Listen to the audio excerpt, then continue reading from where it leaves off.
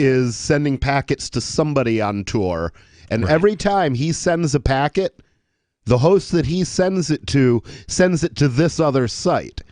So by watching that pattern, they can say, okay, he's almost certainly attaching to that site because there's a one-to-one correspondence between packets, and that's problematical even without compromised Tor nodes, which may well exist. Right. We don't really know for sure.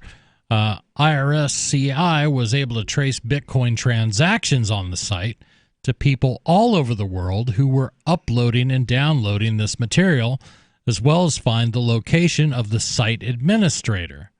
By analyzing the blockchain and de-anonymizing Bitcoin transactions, the agency was able to identify hundreds of predators around the world, even though those users thought they could remain anonymous. So this is interesting. They are claiming that the IRS was able to de-anonymize Bitcoin transactions.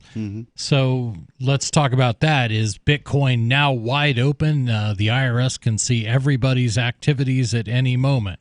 Well, the answer is Bitcoin's no. been wide open. It's a public blockchain. Anyone who wants to can go and look. And a lot of people think it's anonymous, and it's not. It is. It is what they've always referred to at best as pseudo-anonymous. There is no master list of Bitcoin addresses corresponding to people's names. And even that, it's not quite accurate to say pseudo-anonymous, which means, which as a prefix pseudo would mean almost. It's appropriate to say it's pseudonymous, which means you're using a pseudonym when you're interacting with this thing. But there is an identifier, and that identifier is your address. So they just don't know who that address is attached to in theory. Unless you announce it. Unless you announce it, or you're operating a hot dog stand and somebody walks up and sends you some Bitcoin and they say, oh, where'd that Bitcoin go? Oh, it went to the same place that that or the other thing was bought. Well, then they know who that is. And that is the bulk of the effort by companies like CoinAnalysis that are working on finding correlations between transactions and someone's known Bitcoin address that they must have published at some point. If it remains completely anonymous, I mean, and this is where it's going to get really gray, where the stuff they can do. I mean, I purchased money on a Coinbase account. Well, that Bitcoin is definitely traced to me, and I withdrew some Bitcoin from my Coinbase account. They know exactly what Bitcoin that is. But after that, they don't know where you're sending it to necessarily. Well, by address, they do. They don't know who owns the addresses you send it to. Correct. Necessarily. It could be you. It could be somebody else. Right. Yeah. But suffice to say, I think it's safe to say that if whatever level of anonymity you feel you've had with Bitcoin, I would not feel that way about Bitcoin or most other cryptocurrencies at all. It might be tougher for law enforcement to identify the path or what you purchased or whether you got it or anything like that. But I don't know that I would necessarily describe it as, it's not necessarily a safe way to transact, regardless of what you're buying, whether you're buying, sneakers from Japan or whether you're buying, a rock crack. Well, the thing is, it is safe to buy sneakers from Japan with Bitcoin because there's no law against buying sneakers from Japan. So, unless you don't want your wife to find out that you've got a Japanese foot fetish, it's all good. And the thing that Bitcoin does do is it makes it more difficult to trace. So you'll notice that they're only taking down like the biggest fish in the pond. Right. They're only taking down, I think it's going to be a long, long time before they get to the dark website that only sells cannabis. Because they're busy with bigger fish. Right. And first thing I would do if I was running a dark website is, well, of course, make sure there's no no kitty porn or anything on it, but also get rid of the fraud stuff. Sure. Because that's causing people to actually get hurt. The other thing that this could all stem from, regardless of how many government agencies, claim to have been part of this, they could have busted one guy in his house who happened to be on the dark web.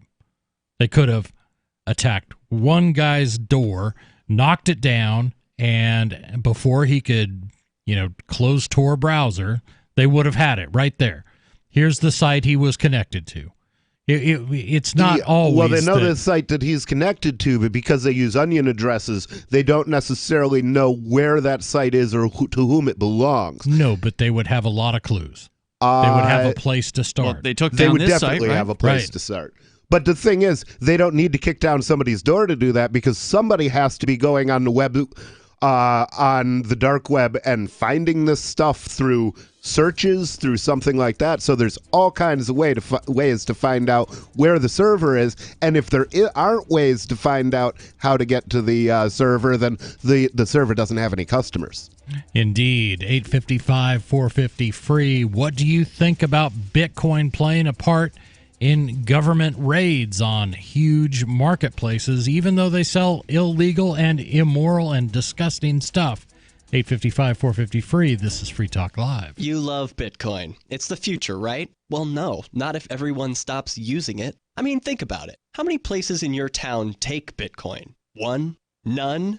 Let's be real. If this Bitcoin thing is ever going to happen, it's going to need your help. The good news is the guys at AnyPay have your back. We built a website called helpmetakebitcoin.com, and it's a place you can send any business, and they'll be set up to take Bitcoin in 5 minutes. helpmetakebitcoin.com. I want to tell you about my favorite cryptocurrency wallet, Edge Wallet, at edge.app. Edge is the wallet I use more than any other, and that was true long before Edge Wallet became a sponsor of Free Talk Live. Edge Wallet allows you to buy, sell, trade, and securely hold your cryptocurrencies, including Bitcoin, Ethereum, tokens, Monero, Ripple, Dash, Bitcoin Cash, and more. It's available for both Android and iOS, and you can download it via the Play or App Store or via Edge Wallet's website, edge.app. Secure your freedom with Edge Wallet. Do you have a qualified plan, an IRA, 401k, or some other type of investment account? Would you like to learn how the ultra-wealthy take their retirement accounts and make them legally 100% tax-free? Have your money liquid and invest in literally anything you want to, completely tax-free with the blessing of the IRS. And no, it's not a Roth. Join us at dna.freetalklive.com for more details and your exclusive invitation to the free webinar on Tuesday at 8 p.m. Register now at dna.freetalklive.com. Anarchapulco is the world's foremost conference for voluntarists, thinkers, and activists, held in beautiful Acapulco, Mexico. Share ideas on how to live free the clutches of the state. Their unparalleled lineup of speakers will discuss entrepreneurship, investments, politics, philosophy, health, sustainability, lifestyles, and personal relationships. Stay in a world-class resort and enjoy the sun and beaches. February the 13th through the 16th. Visit anarchapulco.com for early bird pricing and 10% off with coupon code FTL. Congressman Hanford, you're married, 2 beautiful children, and yet you texted nude photographs to a 23-year-old staffer. Why did you do it? I wanted her to see my penis. I was hoping the penis photo would arouse her sexually, that she might think, that's a nice penis. I will respond with an offer to have sex with the penis, or maybe send a photo of my breasts. I would like that. And that's what I was hoping would happen. Here's what intrigues so many people.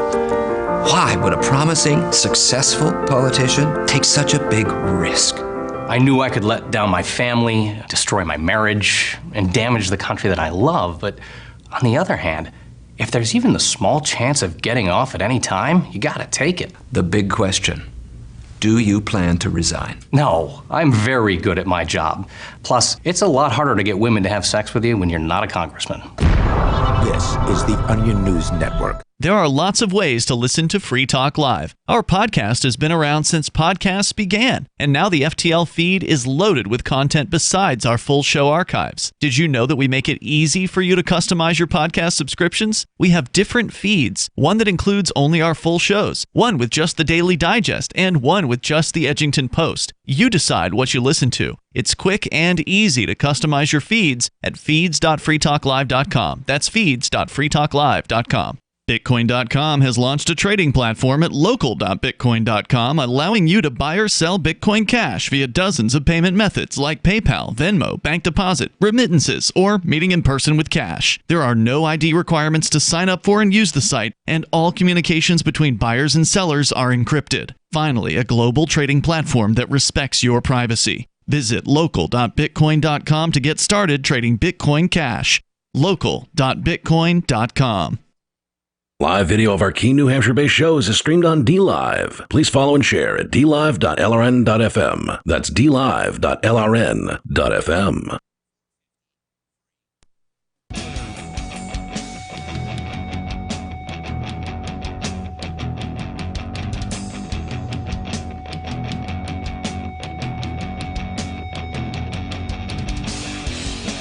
This is Free Talk Live. 855-450-FREE. That's our toll-free number, 855-450-3733. That's how you can get in touch with us and let us know what's on your mind. You can also use Discord. Discord is a very cool app. Just load the Discord client. You can get it in the App Store, or you can find it for almost any platform.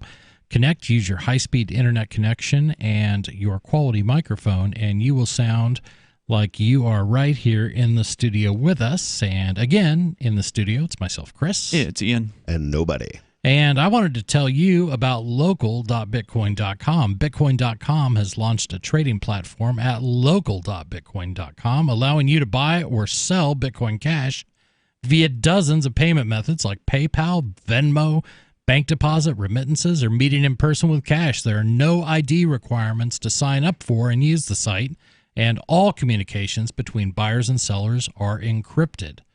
Finally, a global trading platform that respects your privacy. Visit local.bitcoin.com to get started trading Bitcoin Cash. That's local.bitcoin.com. And we have been talking about the IRS's takedown, and there were a lot of federal agencies and a lot of countries, we'll hear about those too, involved in this takedown of the largest dark web child pornography site in the world. And I think they said by the amount of content that is out there on the website out there. They claim that they were de-anonymizing Bitcoin transactions, and I question some of how they phrase some of this stuff.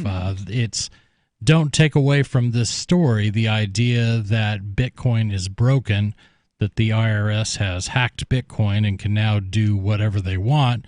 They're just using the system. I mean, yeah. they're following presumably this site. I mean, I have not read this story, but they must have had some sort of a donation address, and were taking donations, and then they look to see, well, who sent donations to this publicly listed address, and they don't know who at first glance.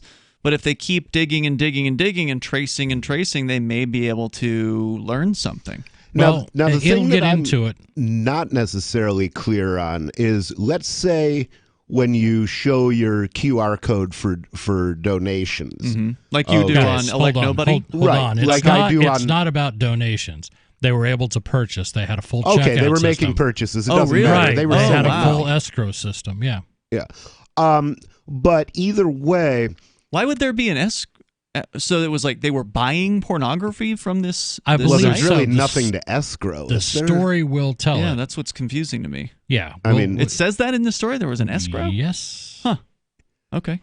Maybe they were buying and selling packets of pictures, but Yeah. that's kind of weird because escrow usually means that you're sending them some kind of goods.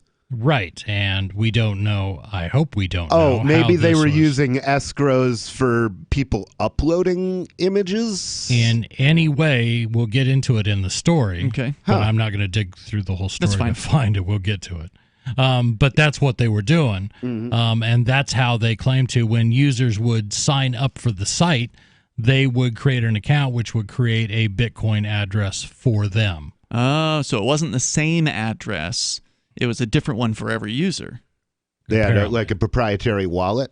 So how would it, okay, I don't know. I'm curious to know how they did this. This is it's interesting. Yeah, I wish I could go look at the site. I mean, with the images replaced, just so I could see technically how the freaking thing works. Because I don't understand the concept. But there are weird things. Like I paid for my Proton Mail last night using Bitcoin, and so write that down, IRS.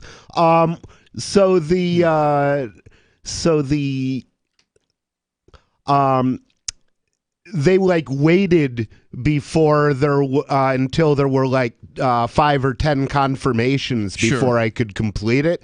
And I'm thinking, well, this is a website. You can cut me off in an hour and a half. Why bother doing that? So somebody might have put in a completely useless and unnecessary escrow system. Yeah. Right, but the point is you could purchase access to these videos for some period of time. That's covered in the story. Okay. All right. The IRS was able to trace transactions to the site to people all over the world who were uploading and downloading this material, as well as find the location of the site administrator. By analyzing blockchain and de-anonymizing Bitcoin transactions, the agency was able to identify hundreds of predators around the world.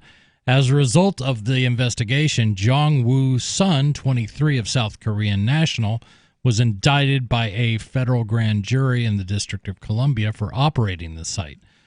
Sun. Now, this is John Woo, the director, his son? John Woo Sun. No, the name is John Woo Sun. Oh, okay, groovy. Sun has also been charged and convicted in South Korea and is currently in custody in South Korea. He's already been convicted in South Korea. He's already been charged and convicted in South Korea. So it sounds like they busted him, and now they're using maybe information they got from him to clean up the users of the site. Hard to tell. Because it takes a while to convict somebody. They didn't arrest him 3 days ago. Well, it takes a while here. We don't know about South Korea. Right. Yeah, well, South Korea isn't North Korea, so I'm assuming. I mean, you can't convict anybody anywhere in 3 days. Well, that's not enough time to develop a defense. We don't know how long ago this was. I see a date here of March 5th of 2018, but I don't know what that's. See, that seems reasonable. Somewhere between 6 months and a year and a half, or unless they cut a deal. The operation resulted in the seizure of approximately 7.5 terabytes of child pornography, videos, and the largest of its kind. That's more than 10,000 CDs full of imagery that are no longer in the hands of child pornographers. The images, which have... Well, that's not true. Which are being analyzed by the National Center for They now have Missing copies and of all this Exploited stuff. Children. Yeah, Chris, it's the story is not quite correct here. If they've taken down the site, that doesn't mean that the images are no longer in the hands of people who are into this. They still have them unless they busted every single user of the site who has downloaded those things. Right, and that was what I picked up on going through this story. Almost everything they talk about, it's almost correct statement, but not quite a correct statement, or some implication. And the depressing thing is, as a programmer, that's generally my reaction to any story on technical issues. It's like they simplify it until it's almost incomprehensible. Exactly.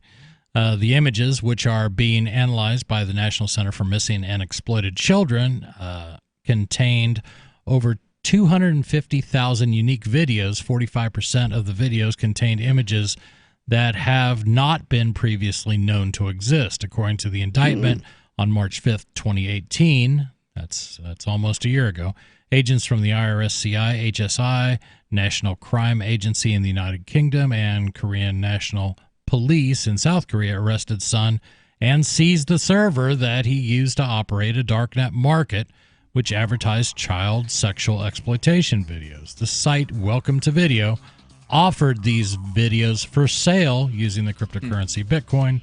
The site boasted over 1 million downloads of child exploitation videos by users.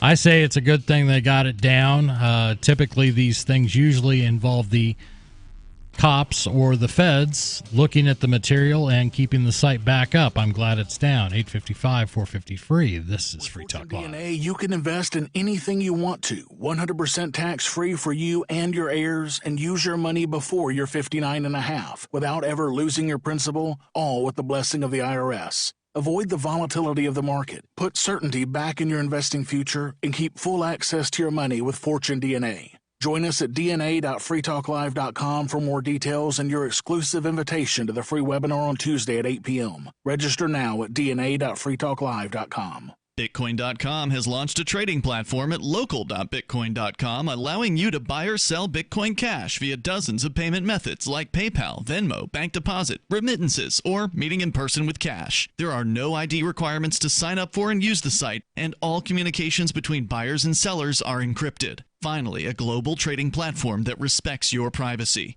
Visit local.bitcoin.com to get started trading Bitcoin Cash. local.bitcoin.com. Since time began, tyrants have taken aim at personal liberties.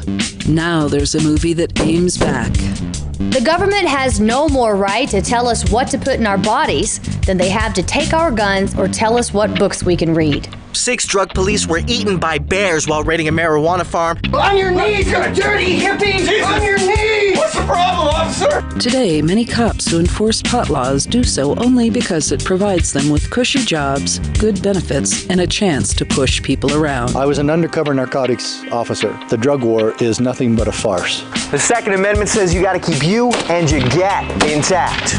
Guns and Weed, The Road to Freedom. A film by Michael W. Dean and Nima Vadadi. DVD available now at gunsandweed.com or on Amazon. That's gunsandweed.com. Makes the perfect gift. Remember, that's gunsandweed.com. Is oral health important to you? If you don't like your own teeth, fresh breath, or kissing people, then by all means, stop listening. Several years ago, I met Jessica Armand, founder and CEO of My Magic Mud, and I became passionate about the product that she created and never want to live without it. It's clinically proven to whiten teeth, but I find it does much more. They want you to love My Magic Mud as much as I do, so they're giving you a money-back guarantee plus 20% off. Go to mymagicmud.com and use coupon code FTL20 at checkout. mymagicmud.com, FTL20. LRN.FM now has a Discord. Discord is a free text and voice chat platform, and we now have our own server with a bunch of channels at discord.lrn.fm. You can join other listeners as they chat about various things during our live shows, or anytime, day or night. Discord software is available cross-platform, so you can have it on whatever device you want and take your chats anywhere. Join our Discord at discord.lrn.fm. That's discord.lrn.fm. Uncovering the secrets and exposing the lies. That's what the readers of freedomsphoenix.com get every day. freedomsphoenix.com, constantly providing the information, the real news about government policies, and the real relationship we all have with the coercive government. The real condition of the economy, innovations in technology, breakthroughs in energy, health, and computer science. Learn the truth well before it's admitted to in the lamestream media. The corporate media, nothing more than distributors of government propaganda, but now there's an alternative. freedomsphoenix.com. Constant news updates on the issues that affect your life in the most important ways. With liberty and property under constant attack, freedomsphoenix.com provides the understanding behind the propaganda, and it encourages the participation of its readers. Go to freedomsphoenix.com. That's freedoms with an S, phoenix.com. freedomsphoenix.com. The revolution between the ears has already happened. You're listening to the best liberty-oriented audio streamed around the clock, on the air, and online. This is the Liberty Radio Network at LRN.FM.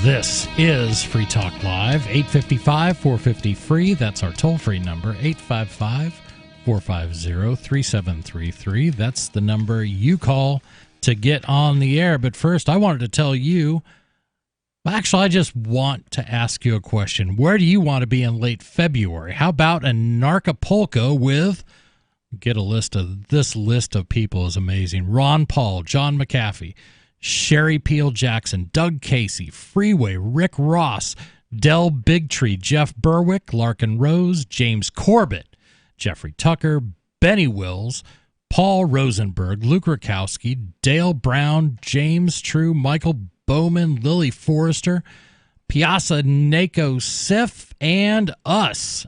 Free Talk Live will be there. Anarchapulco is the world's foremost conference on voluntarious thinkers and activists held in beautiful Anarchapulco, Mexico. Share ideas on how to live free and escape the clutches of the state and central banks. This unparalleled lineup of speakers will discuss entrepreneurship, investments, politics, philosophy, health, sustainability, lifestyles, and personal relationships. Enjoy 4 days among the sun and beaches of a world-class resort, February 13th to 16th. They've got beautiful beaches down there. Nice. Visit anarchapulco.com for early bird pricing and 10% off with promo code FTL. That's anarchapulco.com, promo code FTL. So, Ian, how many of us Free Talk Live hosts are you allotted to bring with you? I'm guessing it's probably just Mark and I would be my guess, but we actually haven't even finished the deal with them yet, so it's hard to say. Gotcha. Well, nobody would love to go if you can work something out. Yeah, it's an expensive event for them to put on. They basically rent out an entire resort. I understand. So, how much they don't pay us to go there. How much does it cost? I don't know. A lot of money. I mean, how much does it cost somebody who attends? I think you can go to anarchapulco.com, but don't forget to use the coupon code FTL to save 10% on that. Offhand, I haven't looked yet this year, but last year it was a few $100. Okay. Yeah. For a lot of people, it's the travel and. Well, I think there's probably going to be a GoFundMe to try and send nobody to this thing, because nobody should go to Anarchapulco. Absolutely. We're reading this story about the IRS and a bunch of government agencies and a bunch of international agencies involved in the takedown of what they're describing as the largest, at least by volume, kiddie porn web server on the Darknet. And that's not something you're going to trip over while you're Googling around checking out stuff.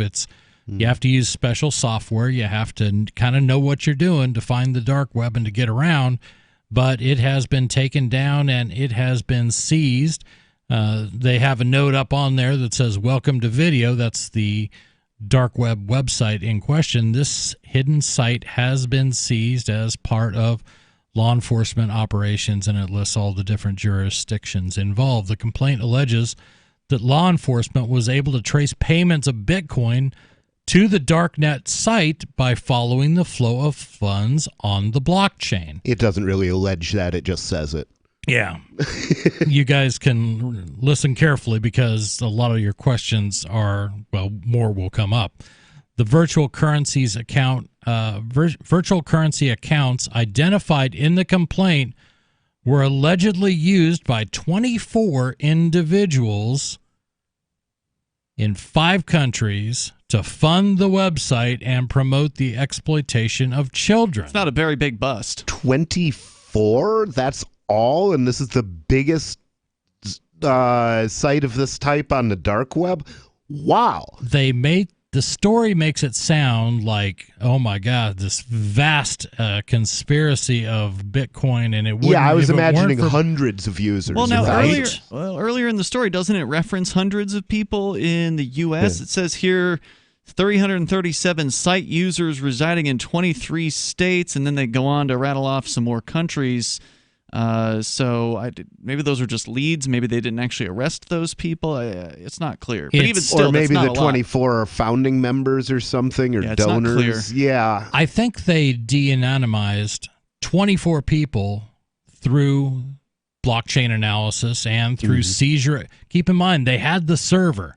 They found 20. They were able to identify by name 24 people, and they probably were able to connect other people in other ways. But literally, the part that deals with Bitcoin and its blockchain was allegedly used by 24 individuals.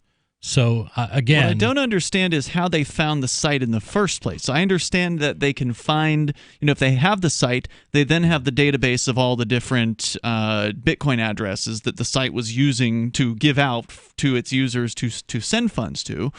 So how did they track down this guy, or was it a couple of guys? I forget who it was, but the South Korean guy.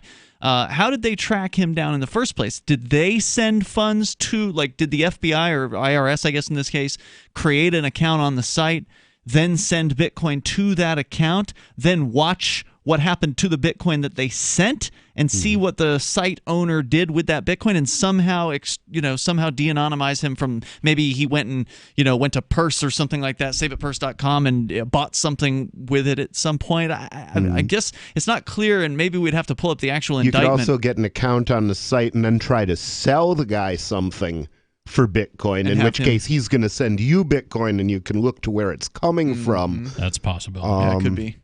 I think the IRS, in putting together the press release that led to this story, wants everybody who reads this story to come away with this. Right? First of all, child pornography is horrific. That's a given. Yeah. But I think they want to tell everyone who reads this, your Bitcoin transactions can be tracked by us at any moment. I think they are liking people to believe that, and I think that's unless their goal. You have a lot of technical knowledge, I think that's a good assumption to make.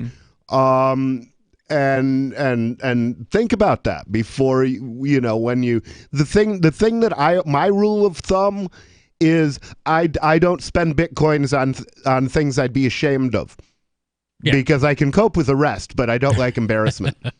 And and the law enforcement has famously said a few times, we wish all criminals would just use Bitcoin because there's a trail. It's the blockchain, and it allows you to see every transaction in real time, actually, not too long of a delay. And this is where the 10-minute block time is really a problem, because it makes it difficult to do solutions where you, for example, generate a temporary wallet, send Bitcoin to it, send Bitcoin somewhere else, and then delete the wallet. You can do things like that in the style of anonymous remailers, but it's going to take a long time to get your confirmations. Gotcha. An unsealed forfeiture complaint seeks the recovery of these funds as part of an effort to assist victims of the crime, talking about recovering all Bitcoin that was in use. In addition to arrests and seizures, the operation is also responsible for the rescue of at least 23 minor victims residing in the United States, Spain, and the United Kingdom who were being actively abused by the users of the site. Quote, children around the world are safer because of the actions taken by the U.S. and foreign law enforcement to prosecute this case and recover funds for victims, said U.S. Attorney Jesse K. Liu. Quote, we will continue to put criminals on and off the Darknet in the United States and to ensure that they receive the punishment these terrible crimes deserve, unquote. See, what I infer from that is basically because the site required that you build points, as I understand it, by making uploads. And if people were really abusing kids in order to make those uploads, and it turns out that the FBI was operating this site at the time, that's a big deal. I'm really curious what happened there. We'll see how much detail that gets into. They don't always go into a lot. 855 450 free. This is Free Talk Live. Most of you know that heart disease is the #1 silent killer in the U.S. What if I told you for just $54.95 a month you could fight against heart disease naturally? At Heart and Body Extract, we've been helping thousands of people get back to a healthier heart. Don't just take my word for it. Check out all of the success stories at hbextract.com, or to order, call 866-295-5305. That's 866-295-5305. hbextract.com. Don't risk it when you can take charge of it. Hey, Bugsy, you hear the news about Vinny? Yeah, it's a real shame. He owed money to the IRS and they finally caught up with him. Just like Al Capone. If the IRS can get to Capone, imagine what they can do to little old Vinny, huh? Poor cat, he was on top of the world. Then bada boom, bada bing. What Vinny needs now is an offer he can't refuse. Hey, you got a tax problem? Does the IRS claim you owe them a bunch of dough? They can get you too. So call the tax relief line now and learn if you qualify to negotiate your $10,000 plus IRS tax debt for up to a 75% savings. Don't be like Al or Vinny and get busted. Make this free call now. Learn how you may be able to pay the IRS less. Call now. 800-590-4930. 800-590-4930. 800-590-4930. That's 800-590-4930. Hunters, anglers, campers, and survivalists. Get back to nature. Expand your horizons with the highest quality, most versatile, unique slingshots and sling bows on the market at slingbow.com. Slingbow products are compact and models start from just $17.98. They're perfect for your bug out bag or storing in your vehicle. Give yourself and your loved ones the excitement and tradition of slingbow. A new frontier in archery and truly modern twist on this primitive survival tool. Feel the thrill only at slingbow.com. Don't you hate that feeling in the pit of your stomach when the police pull you over? Most people have no idea how to handle it properly, and they promptly get fed into the municipal fee-generating meat grinder. Or maybe you recall that feeling you get when you go to the mailbox and see one or more letters from the IRS. You get a sense of impending doom, don't you? So let me ask you, if you could learn how to use the law to beat the IRS, traffic tickets, almost any courtroom scenario, collectors, credit card debt, and even mortgage debt because of fraud perpetrated against you, would that be worth knowing about? Don't laugh. Investigate. Check out the life-changing benefits of the Lighthouse Law Club at their website, lighthouselaw.club. That's lighthouselaw.club. And while you're at it, visit the Lighthouse Law Club YouTube channel. You might be in for a pleasant surprise.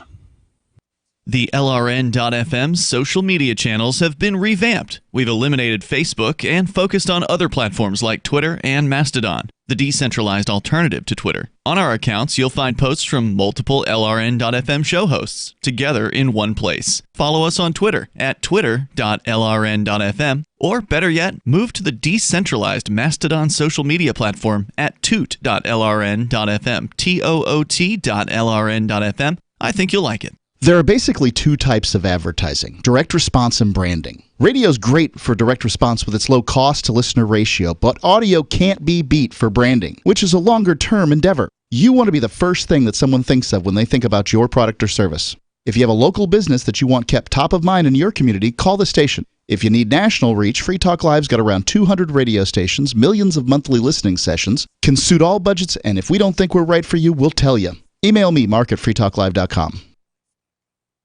Do you love Twitter? Make sure you favorite the LRN.FM Twitter account so you can receive our tweets at twitter.lrn.fm. That's twitter.lrn.fm.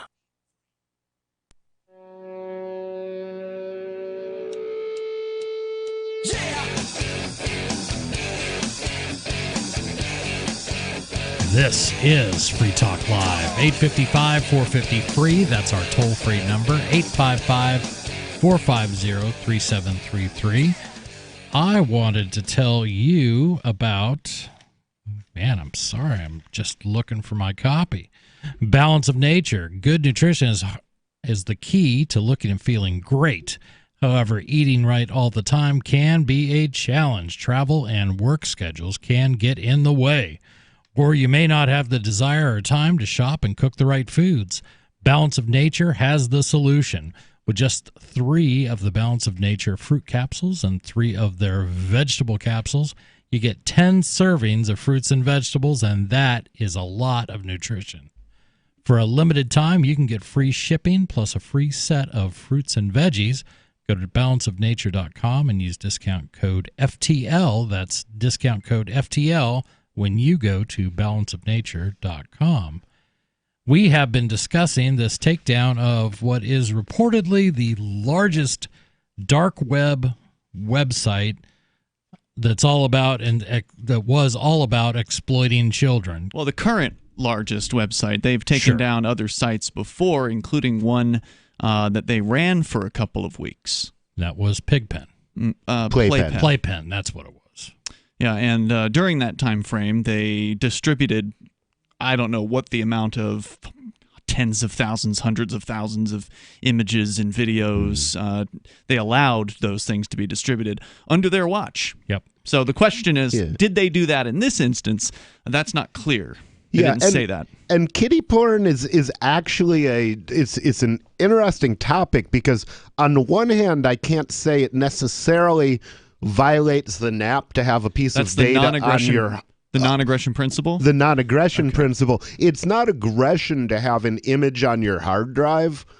Nope. But at the same time, it's one of those cases where it's like, well, I'm not really interested in defending. Basically, the thing is, making those images is a crime. Right. And a violation, and it is though? aggression. I mean, it depends. Generally. So if the image is made by the threat of violence, then that would be an obvious violation of the non-aggression principle. If, on the other hand, the image is made by, say, two teenagers who are consensually having sexual relations with one another and they take a photograph or a video of it, right? Where's the crime there? Yeah, that's definitely true. And these laws have also horribly victimized some people. For example, a girl who took a selfie of herself performing a sex act and sent it to her friends and then got arrested for child pornography. Right. So, it happens. This is what happens when your protectors are very, very stupid. Right. And that's a long way away from somebody who's like got a kid tied up in shackles in the basement. Exactly. So it's really a complex issue. It is, and it's a law that gets used, and you guys pointed out some of the most ridiculous cases of it. I mean, a 16-year-old girl goes to jail because she took a selfie and showed it to her 17-year-old boyfriend, or things like that. It's insane.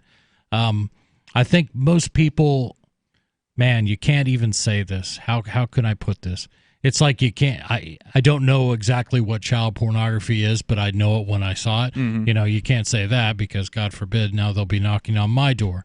Yeah, you can't see it, but the police, they can see it. They can see it, and it's sometimes it's more you got to reprehensible. wonder about the people who take those jobs also. Yeah. I mean, how many people go into the FBI and concentrate in this area because that stuff turns them on? Right. That's the safest way to look at it. It's like the people who become cops because they like beating the hell out of people. Right. And certainly there are some people like that. I mean, that happens in police, and that's why people get shot by police. Sometimes people just like to shoot people. Right. This would not be any different.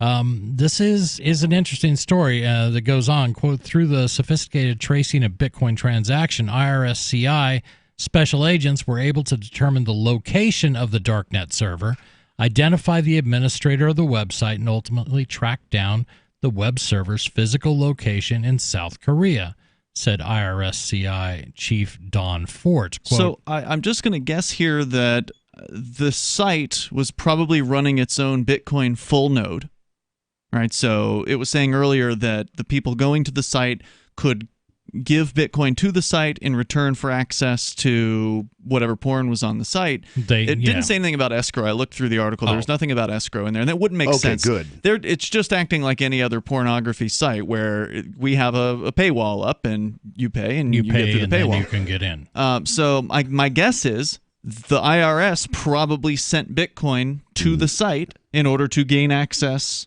to the site, and then they knew to where they sent the Bitcoin. Right. They could then use, and as I watch understand, where that particular coin goes, and if it gets spent, you might be able to, I mean, maybe the guy spends it at purse.io. Or maybe the full node is identifiable because it's not behind the protection of Tor. Maybe the web server itself was Torified, but maybe his Bitcoin full node wasn't. And so they were able to, because as I understand it, if your full node isn't behind any kind of VPN or server, it can more easily be you're right found out there for everybody. Yeah. I don't know. As I read more of these stories and about all kinds of topics where law enforcement, once you get past the buzzwords and everything they're talking about, their amazing expertise, how they did it usually comes down to a real simple solution they, for example, they grabbed Ross Ulbricht as he was working on his laptop. They had to do it then. Yeah, he was in the San Francisco library. But they had to find him first. Right, but it wasn't, they did not, crack all layers of encryption and all this good stuff. No, they found him due to operational security errors. Right. Remember, he had, way back in the beginning of the Silk Road, now we're talking about the Silk Road, the underground drug marketplace, the very first of its kind. Fascinating story behind this and tragic for Ross, but in the early days, before the site had even really barely gotten started, they found a post on like the Bitcoin Talk forum or some forum, maybe it was a drug forum or something like that, written by this account. Wasn't under the name Ross or anything like that, but it was whatever his email that he was using at the time was behind that account. And it was like, oh, I found this really cool website where you can buy drugs on the internet. Check this out. And then they found out that email address, I think, was tied into a hosting account as well. Like they found out more about that particular email address and they traced that to Ross. So he just didn't have very good operational security in the beginning. And essentially, he brought them to him by being sloppy. The other thing that he did at one point was he made a post using a pseudonymous account. It didn't have his real name on it. Yeah. But at one time, it had his real name on it. I think that's the account I was talking about. So they looked back and they were able to trace it that way. So don't think when you change information on a website that it's not there anymore. Not in their database, maybe you can't see it, but maybe somebody can. Right. Chief Fort noted that some might call it an odd pairing for the IRS to work on this type of investigation. But he explained, quote, our unique and singular focus on following the money made this the next logical step after playing key roles in dismantling Silk Road, BTCE, that was an online Russian exchange. Yeah. Mt. Gox and other crimes perpetuated in the shadows of the dark web. He further explained, quote, our agency's ability to analyze the blockchain and de-anonymize Bitcoin transactions allowed for the identification of hundreds of predators around the world, unquote. Whether the funds are fiat or virtual, Chief Fort said, IRS-CI expertise is in the tracing of money all around the world, unquote. Today, IRS-CI is the only federal agency that devotes 100% of resources to investigating financial crimes. IRS-CI is also the only agency with the jurisdiction over federal tax crimes. Wow, it's like a puff piece for the IRS. You can tell this just came They even give a link in parentheses there to learn more about them. You can learn more here, and this is coming to us from Forbes. Chief Fort had the additional message for criminals around the world, quote, this is the typical message here. They always do the tough talk. You used to hide by the laundering of your money through shell companies around the world, the country, but we traced you. You took your money offshore and hid around the world, but we found you. You went on the dark web thinking that your actions were anonymous, but they weren't. And again, we found you. You now deal in cryptocurrency, and think again that this will make you anonymous, but our agents have once again proved that there is nowhere you can hide. This is what this is all about. 855-450-FREE. We're going to talk about privacy and anonymity. This is Free Talk Live. Balance of nature. Changing the world, one life at a time. Hey, let me tell you something. That balance of nature really works, man. I mean, I work constantly on the road, and I put in 60 hours in 4 days, 15 hours a day, and I'm telling you, this stuff works. I don't get sick. I have plenty of energy. I'm 46 years old. I'm an old man, and I can't tell you how grateful I am to have this stuff. So I just want you to know that this stuff really works, and I'm grateful that this Dr. Howard guy figured it out. So I'll leave it at that. Experience the balance of nature difference for yourself. Call or go online now and become a preferred customer, which gives you our best pricing and free shipping. And we'll take off an additional $25 on your first order. This will be a limited time offer, so don't wait. Call 800-2468-751. That's 800-2468-751. 751 or go to balanceofnature.com and use discount code FTL. What do you shop for that you could otherwise buy at Amazon? Pretty much everything, right? Amazon has competitive pricing and they deliver, and that's a big plus. If you could plan ahead in your shopping, would you be interested in saving up to 33%? There's a catch. You have to do your shopping in Bitcoin. But imagine those savings. It's like a huge raise. All you have to do is go to saveitpurse.com. We've saved thousands, and you can too. Plan ahead and save. Saveitpurse.com. Some of you asked, and now we've delivered. LRN.FM's live Keene, New Hampshire studio shows are now streamed in HD on Twitch. Visit our channel at twitch.lrn.fm and give it a follow. If you have Amazon Prime, you get one free subscription on Twitch. If you use it on our channel, Twitch will give LRN.FM a monthly piece of your Prime subscription cost. So please watch, follow, share, and subscribe to twitch.lrn.fm. That's twitch.lrn.fm. You're listening to the live edition of Free Talk Live. Hour number 2 is next after the news here on the Liberty Radio Network at LRN.FM. This is the Liberty Beat, your daily source for Liberty news and activist updates. Produced in partnership with SNLS News and listeners like you. Online at libertybeat.news and snls.news. I'm Mick Murrow with your latest edition of the Liberty Beat. Gold is trading at $1,491, silver at $17.42, and Bitcoin is trading around $7,971. Today's prices are brought to you by InnoScale. Take off with Managed Cloud. Looking for a safe, secure way to store your important files online? Let InnoScale handle it for you. Their high availability cloud servers are the perfect solution for clients needing one or more secure, scalable servers with built-in hardware failover protection. For details, see them online at innoscale.net. In the news, on Tuesday, the Berkeley City Council unanimously passed a ban on law enforcement use of facial recognition technology in the city.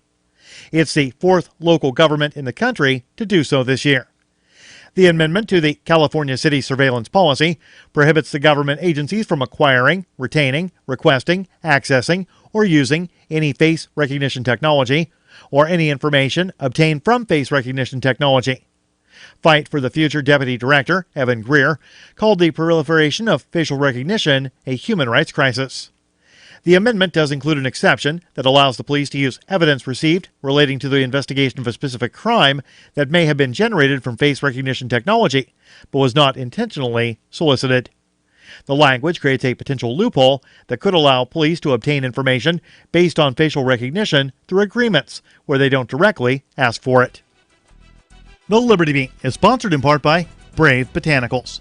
High-quality kratom and CBD at reasonable prices with excellent customer service. Brave Botanicals is activist-owned and mission-driven and believes so strongly in the power of kratom, they're giving it away for free. Just go to freeounceofkratom.com for a free ounce of kratom delivered to your door. Just pay shipping. That's freeounceofkratom.com. This is the latest edition of the Liberty Beat. Find us online at libertybeat.news and snls.news. Your news now continues.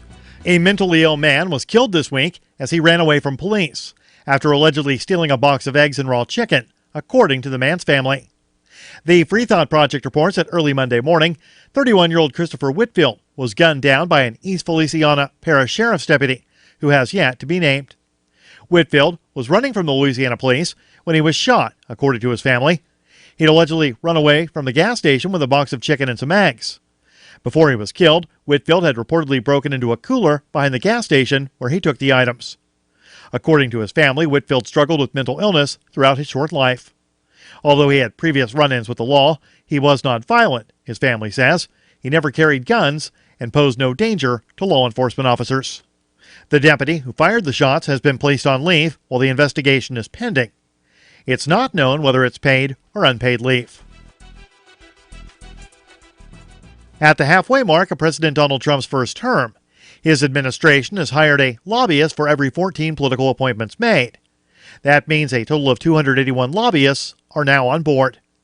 That's according to a ProPublica and Columbia Journalism investigation. With a combination of weakened rules and loose enforcement easing the transition to government and back to K Street, Trump's swamp is anything but drained. The number of lobbyists who have served in government jobs is 4 times more than the Obama administration had 6 years into office. And former lobbyists serving Trump are often involved in regulating the industries they worked for. Even government watchdogs, who have long monitored the revolving door, say that its current scale is a major shift from previous administrations. The full extent of the lobbying industry's influence is hard to measure because federal agencies decline to share details of recusals granted to officials who disclose potential conflicts with their new government roles.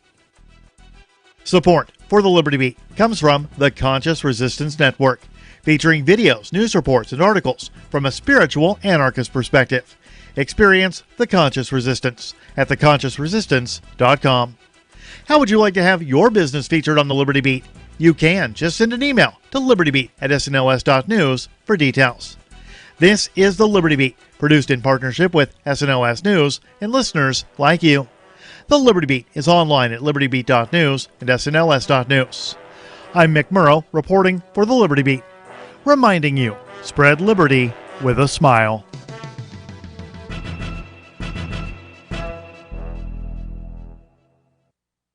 Gourmet chef Ted Allen is here. He's the author of the new cookbook, Pretentious Foodie Bullshit, and he's going to show us how to cook some fussy little foodie dishes for you and all your asshole friends. Welcome back to the show, Ted. What sort of stupid, over-elaborate, fancy-ass meal are you going to make for us today? We're going to cook one of the very most pretentious dishes in my cookbook. Oh. It's a stupid, trendy piece of fish coated in some kind of nut you've never heard of, served alongside a puree of baby something or other. Oh, great! Sounds annoying. Let's get started. Okay, have at it. First, it's very important to choose the most expensive type of fish you can find for some vague environmental reason that you can then pair it back to your faux intellectual gay wad dinner party guests. Okay. And now I assume all these other ingredients are organic and locally sourced and all that bullshit. Oh, yeah. Now, what about the pureed baby turnips, Ted? You must blanch them for 30 seconds, then you shock them in an ice bath. Peel them, then boil them again with a little sugar, thyme, and a pinch of salt. This is the Onion News Network.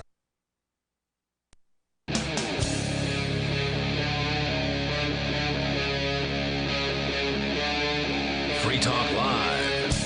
This is Free Talk Live, 855-450-FREE. That is our toll-free number, 855-450-3733. Here for hour number 2, we do 3 hours of live radio every night, and that means you can call in for 3 hours, not all at once. We prefer calls a little quicker than that, but the point being, you can call in about what's on your mind and what interests you. You don't have to talk about what we're talking about.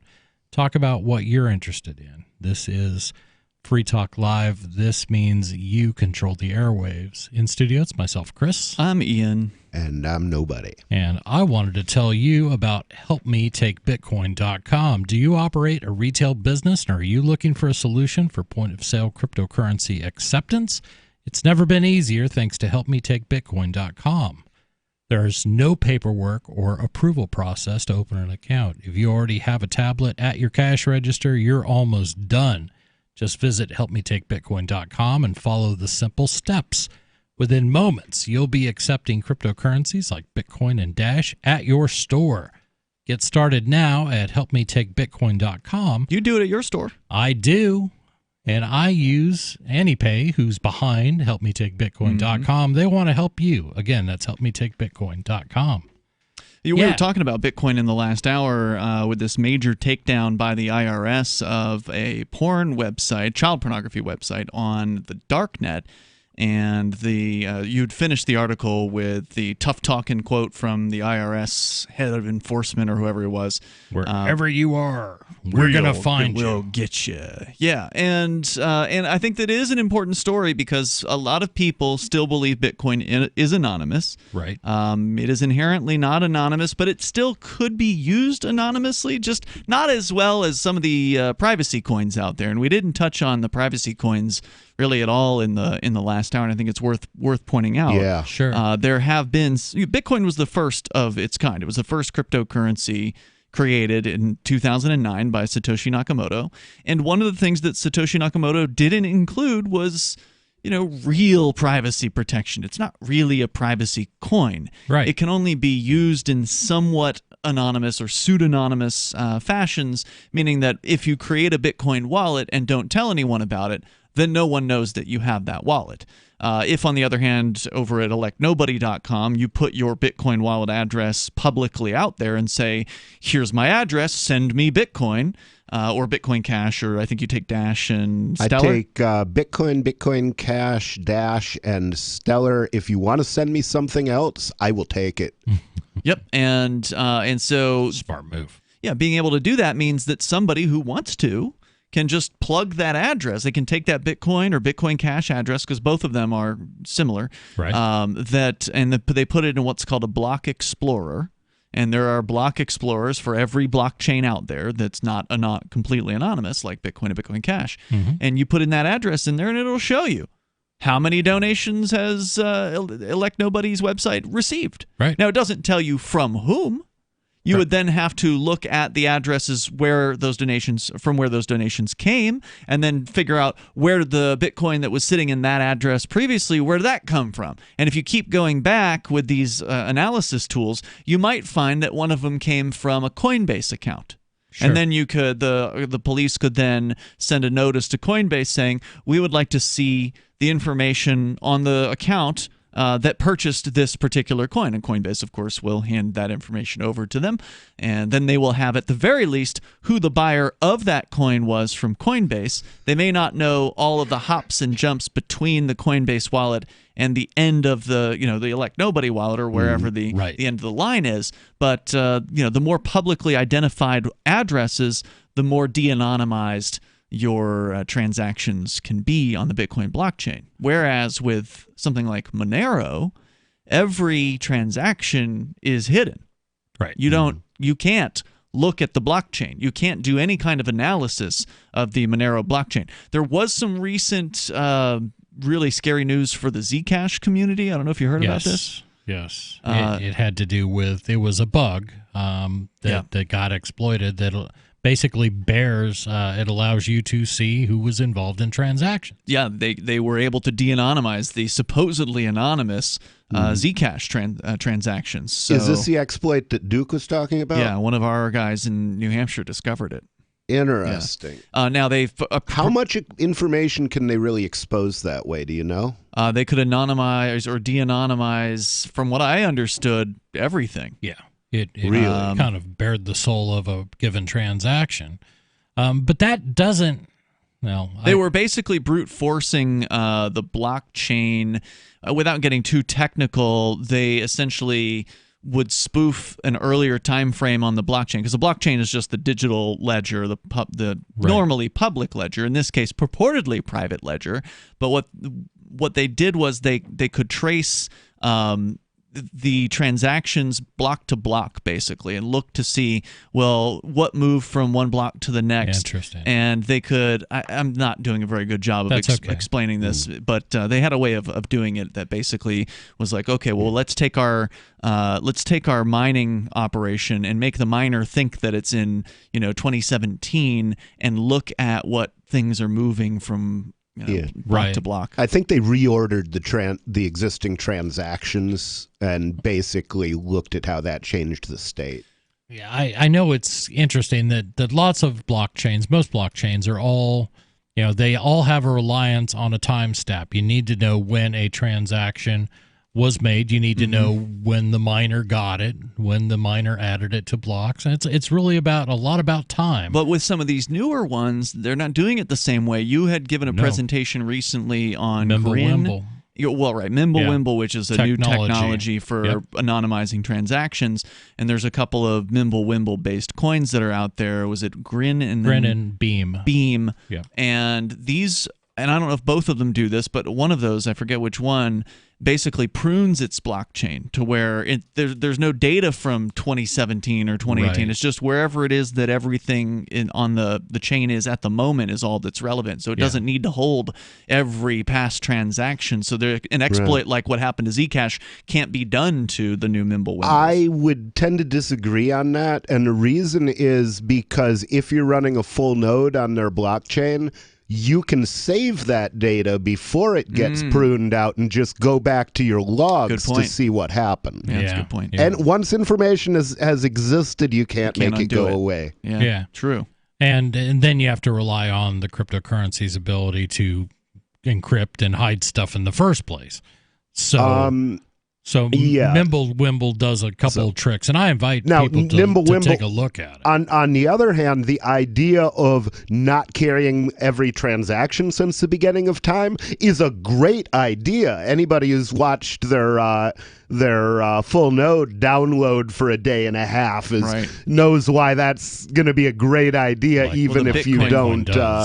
But I don't think having information and then discarding it later is not a security security tool. To implement a truly secure, I mean, first of all, if you're so concerned, if anyone is so concerned about the security of a given transaction, you might want to try U.S. cash. That's the first thing, because the terrorist choice. What tax evaders love to use, what money launderers love to use is U.S. cash. If you're dealing in cryptocurrencies, you're probably dealing with very complex technologies that there may be exploits, or there may be a bug found that just happens to reveal they didn't see this all coming. your information. Right. This stuff happens. And if you're, that's why most criminals don't use blockchain technology, contrary to what the IRS is going to scare us with.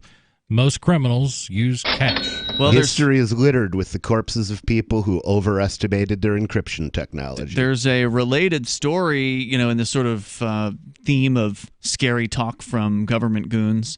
Headline over at newsbtc.com: regulators can shut down Bitcoin anytime. Ooh. Can they? Are they doing it today? Probably. You think so? I don't think so. We'll get into it. Depends on your parameters. Yeah, we'll get into it. 855-450 free. What do you think? Is Bitcoin the future of money? Cryptocurrencies the future of money? Or is the IRS just waiting to spring its trap? 855-450 free. This is Free Talk Live. I can definitely say that I have found the best cryptocurrency wallet. Certainly the best named one. I'm Mark Edge, and I love the Edge wallet. I've been using it for the last few months. You can buy, sell, trade, and hold your cryptocurrency securely. I trust my holdings of all the major cryptocurrencies to Edge wallet, and you should too. No long phrases to memorize, just a username and password. Secure your freedom with Edge wallet. Get it now on Apple or Android in the App Store or at edge.app. Bitcoin.com has launched a trading platform at local.bitcoin.com, allowing you to buy or sell Bitcoin Cash via dozens of payment methods like PayPal, Venmo, bank deposit, remittances, or meeting in person with cash. There are no ID requirements to sign up for and use the site, and all communications between buyers and sellers are encrypted. Finally, a global trading platform that respects your privacy. Visit local.bitcoin.com to get started trading Bitcoin Cash.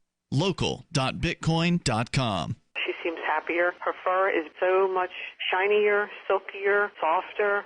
She has really mellowed a lot. Sheba is 105 lean pounds of shiny, smooth, happy dog for life. The shedding has stopped. The itching has stopped. Since 2001, we've helped more than 250,000 dogs get over their nutritional deficiency miseries. And saved our customers bazillions in vet bills. Everything we tried failed except the Dynovite. Come to Dynovite for help. DINOVITE.com.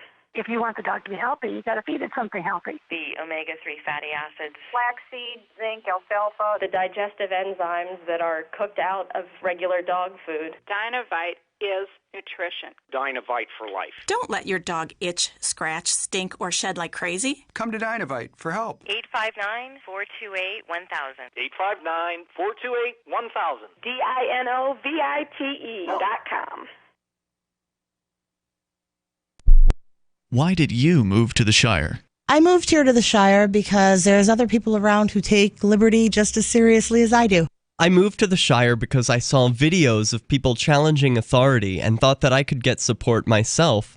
It called to me, like, do this, right now. I wanted to be around people like me who got it, and once I got here, I knew there was nowhere else that I wanted to be. I've always wanted to change the world. So I moved to the Shire to join people who were actually working towards doing the same thing. The people here are awesome, loving, and positive. It was for the adventure and for the feeling of something important is happening here. And I just wanted to come to sort of be part of that. Visit ShireSociety.com to read and sign the Shire Society Declaration and learn the reasons why, if you love liberty, you should immigrate to the Shire. Plus, connect with others via the forum at ShireSociety.com. That's ShireSociety.com.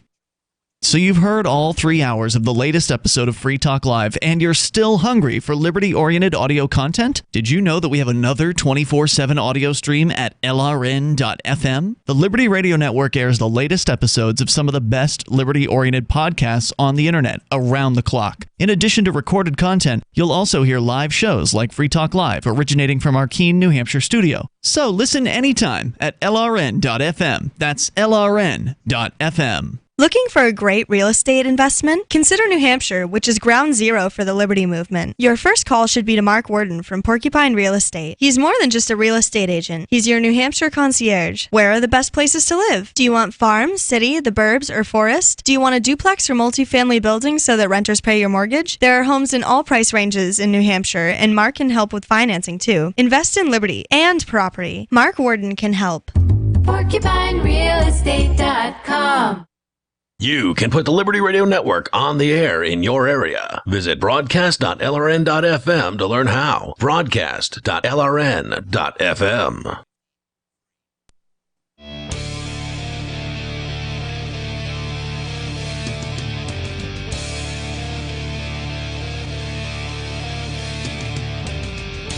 This is Free Talk Live, 855-450-FREE. That is our toll-free number. That's the number you can call to get on the air, 855-450-3733. And I wanted to take a moment to tell you about Edge Wallet. I use this thing every day. Edge Wallet, it's a wallet, a digital wallet that you can hold cryptocurrency with. You need one. Not only hold, you can buy, sell, and exchange as well. And it is user-controlled, which means you have control over access to your money. It is not held by some other computer somewhere else on the internet. You hold the keys, you own the coin. Support for Bitcoin, Bitcoin Cash, Ethereum, tokens, Monero, Ripple, Stellar, and many, many more. It's built by a veteran team. They've been building apps since 2014, and they want to help you secure your freedom.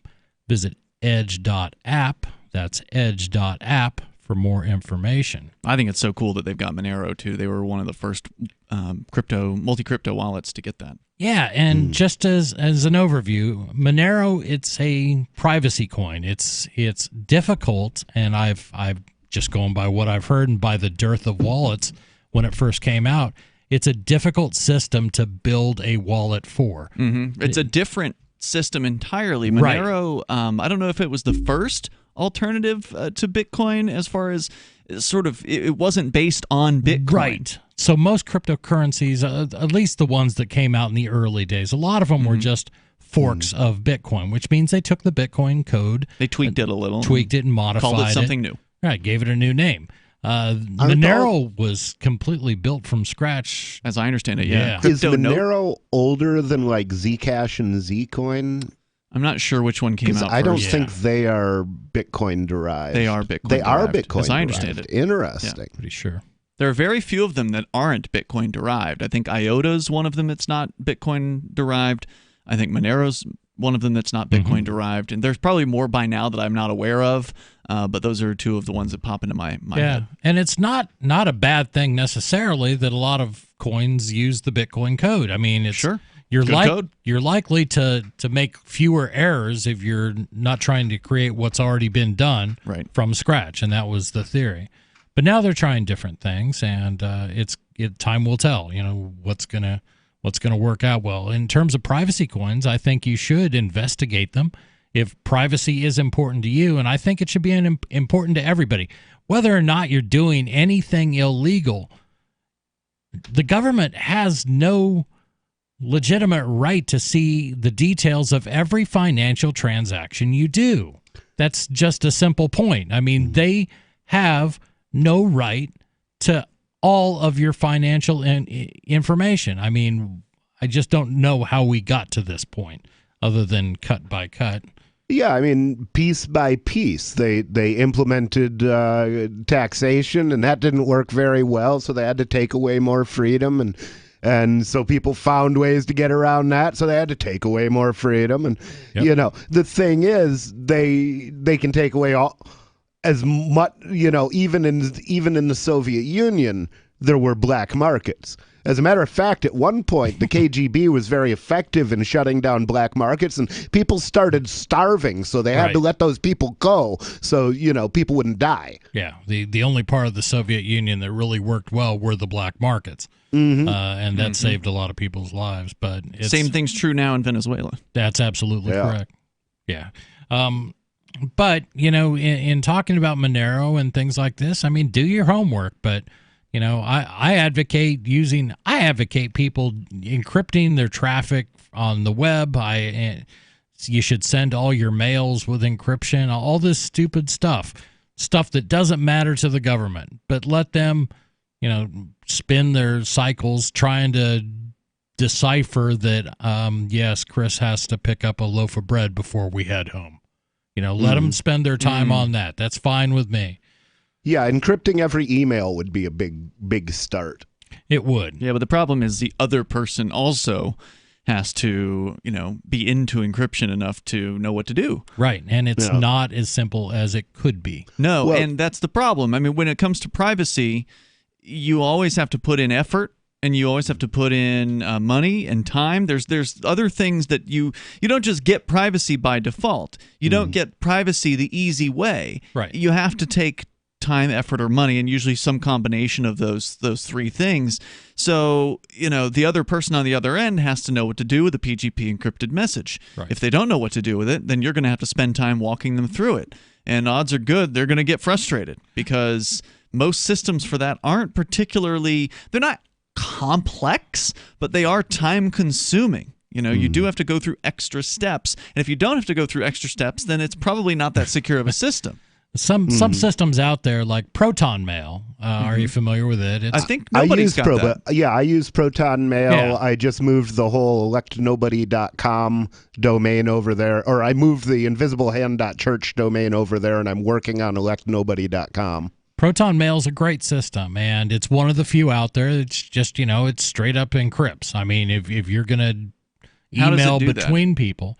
I mean, I'm sending an unencrypted email to it. That's passing through a bunch of email servers unencrypted. That's not going to help. Well, What is it encrypting? basically the way Proton Mail works for outgoing mail is they have a program that's like a mail server that runs on your computer. So when you make your SMTP connection, you connect to this program. Simple. That's to send mail. Right. And this program then makes an encrypted connection to Proton Mail. So Proton Mail never sees your unencrypted email. The encryption, what happens on the other end for the recipient, though? Well, on the other end, as I understand it, the code runs in their browser. So Proton they have to Mail, go to the Proton Mail website to read the message. It's not going to come into my email box. Well, there are. If it's another Proton Mail user, then they're going to have to. Then they're connecting to the website, or they're using IMAP and or POP, which again goes through their so-called bridge app. Okay, but what I mean is, if I'm the recipient, well, I don't want to get too complicated here, but if you're sending me something from Proton Mail, you're saying they're encrypting that. Are they then sending me an unencrypted message saying, "Hey, there's an encrypted message waiting for you. Click here to read it," and then I go to click through to the website? If you don't have any encryption on your end, then I believe you'll get it decrypted. I think if they have a PGP key for you, that they will encrypt it with PGP to you. Yeah. So the thing is, it can't be end to end unless both ends have some capability of encryption. Right. But the nice thing about Proton Mail is it takes almost no effort to use it. So if you want to send encrypted messages to a naive person, that's probably a good way to do it. Except it won't be encrypted because they don't have what they need on the other end, so there's no point. Right. Well, if both of you are using Proton Mail, a naive then it will person be wouldn't end be doing to end. that. Well, that's what I'm saying. Is if you want to send encrypted mail to a naive user, say, "Hey, open a Proton Mail, give me your address, and I'll send you your mail." And that's easier than learning PGP. Gotcha. It really is. Spreading the word about Proton Mail and encryption, because we should all care about our privacy. We shouldn't have a government that reads and finds out everything about us without our permission. 855-450-FREE. What do you think? Or am I just paranoid? This is Free Talk Live.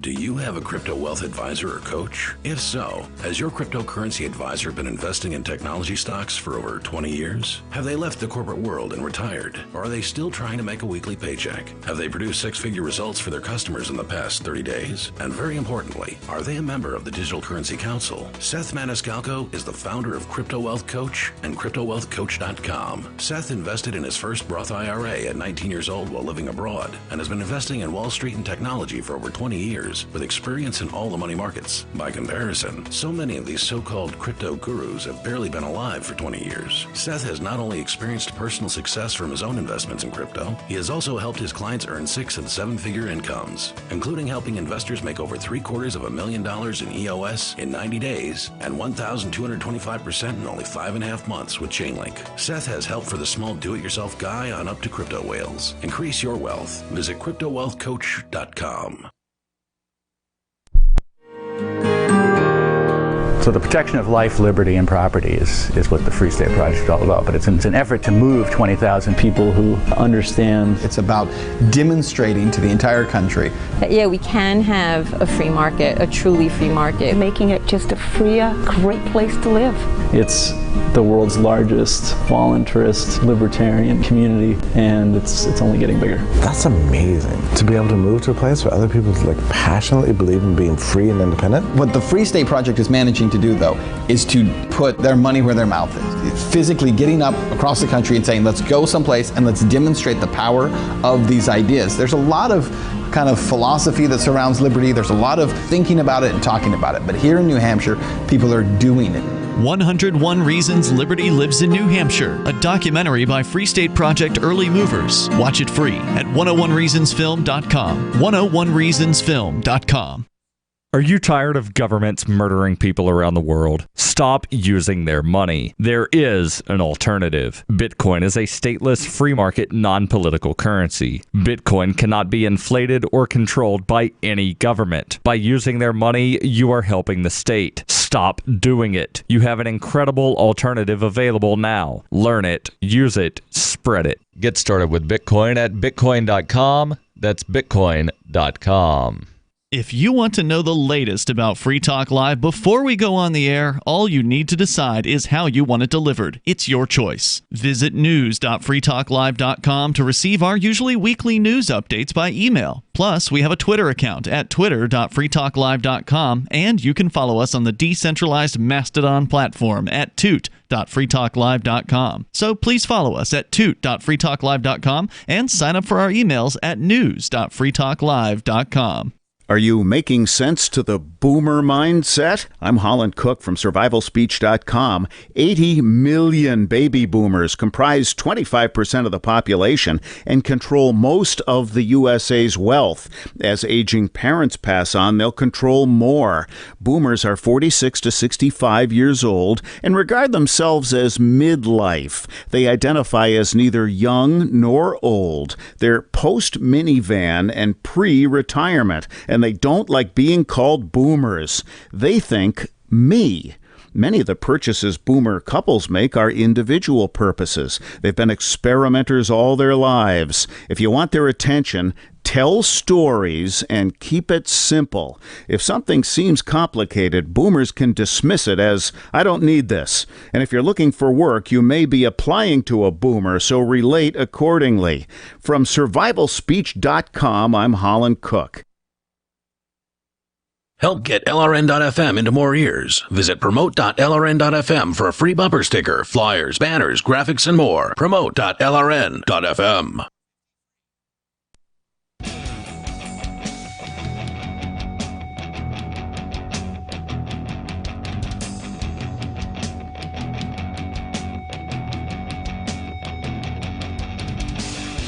This is Free Talk Live, 855-450-FREE. That's our toll-free number. That's 855-450-3733. And I wanted to give a little shout-out to Dan Krafzig. Who is Dan Krafzig? He is a gold amplifier. Thanks, Dan. Thanks, Dan. We really appreciate it. Dan has decided to contribute $10 a month. That's right. Towards Free Talk Live's amplifier program. AMP stands for Advertise, Market, and Promote. We use those donations to do just that, to get on more radio stations, to spread the message of liberty to more minds around this great country and around the world. That's the goal. So thank you very much, Dan. If you want to find out more about the amplifier program, you can go to amp.freetalklive.com. In studio, it's Chris. And Ian. And nobody. And we have been talking Bitcoin, and we've been talking encryption, and this all started with a story about the feds and numbers of other countries' law enforcement agencies taking down a huge, according to them, a huge child porn website on the Darknet. And they did this, they say, actually by tracing transactions made on the Bitcoin network. They aren't clear on how they are allegedly do it, but they did say that they only arrested, they identified 24 people through the use of Bitcoin. So it's not really... Well, they said 24 at one part of the article, but they said 300 something in another part, so it wasn't real clear. Yeah, I'm going to guess that it's the lowest number that they put out, and they probably had to put that number out just to be close to honest. Maybe they identified hundreds, but only arrested 24. Maybe they didn't have enough evidence. My impression was that there were like 300 some users, of which they had identified 24. That could be. That was my... Yeah, I don't know. I could be wrong. Well, regardless, one of the points of that story was to make people believe that their transactions are not anonymous. Which is true. To some extent, that is true, unless you're using an alternative to Bitcoin like Monero, which seems to be pretty solid so far. At least there has yet to be a revealed bug that there was one a long time ago. Early on with Monero, there was some sort of bug that allowed them to de-anonymize, but they fixed that relatively early on. Right. And we haven't heard anything about it since then. A number of the Darknet marketplaces have adopted Monero, and to me, that's a pretty big endorsement. If a Darknet marketplace, not just one, but more than one of them, adopts a cryptocurrency, as a privacy coin instead of the other ones, because there's several out there that are vying to be the top privacy coin. The fact that Darknet markets have sort of anointed Monero is a real good sign, I think. Yeah. For it.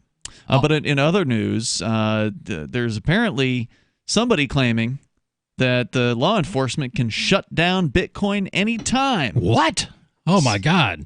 It's done. That's it. That's the end of Bitcoin, folks. Define shut down. Yeah. Well, apparently that's all you have to say. Well, that's the headline, and it's according to Bloomberg Digital's executive editor, Joe Weisenthal, who may not know what he's talking about, but let's get into the details here from newsbtc.com. The media talent, is what they call Weisenthal, warned institutions against creating Bitcoin-based investment products, stating they could become a tool to take capital from fiat markets. Citing Bitcoin exchange-traded funds, Weisenthal said no regulators would want to approve fiat on-ramps to pump money into the Bitcoin ecosystem. And that's probably true. I mean, the government, they don't like Bitcoin, and they certainly don't want to make it easy for people to get Bitcoin. He says, first, the move would make fiat unattractive to investors, and second, it would increase the amount of illicit financial transactions, he claimed. See, it doesn't. Illegal transactions, or illegal in the eyes of government, have been going on as long as there has been government. There's always something government doesn't want you to do, and they didn't stop it with cash. How are you going to stop it with cryptocurrencies? It's It's that much more difficult. It's just another thing. You're going to run out of people to look at every transaction. Yeah. So what he's actually saying here isn't that Bitcoin can be shut down, because it can't, not by the governments, because Bitcoin's an international decentralized phenomena. It's over 10,000, last time I looked, full nodes on that network spread across the entire planet. There's just no way, even with an interjurisdictional task force, that they'd be able to simultaneously crack down and bust all 10,000 nodes all at once. I mean, it's just highly unlikely that something like that could ever occur. So Bitcoin itself is pretty much insulated from takedown. What he's saying here, and the headline's misleading, is that the government could target the exchange-traded funds. Yeah, absolutely. Well, they could target the exchange-traded funds. The other thing they can do is shrink the market for Bitcoin. So by targeting like exchanges and that sort of thing, and Coinbase of the world?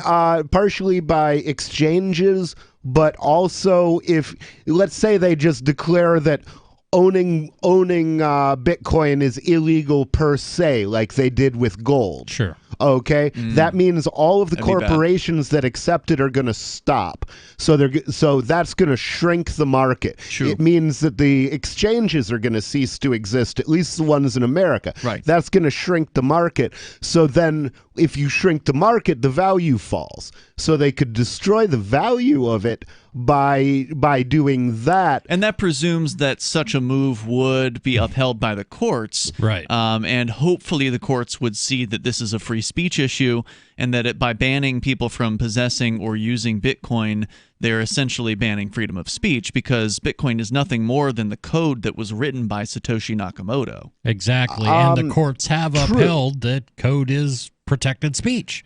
A number of times. Have they? Okay, yes. Good to know. They have, although there's a difference between writing and distributing code and running code.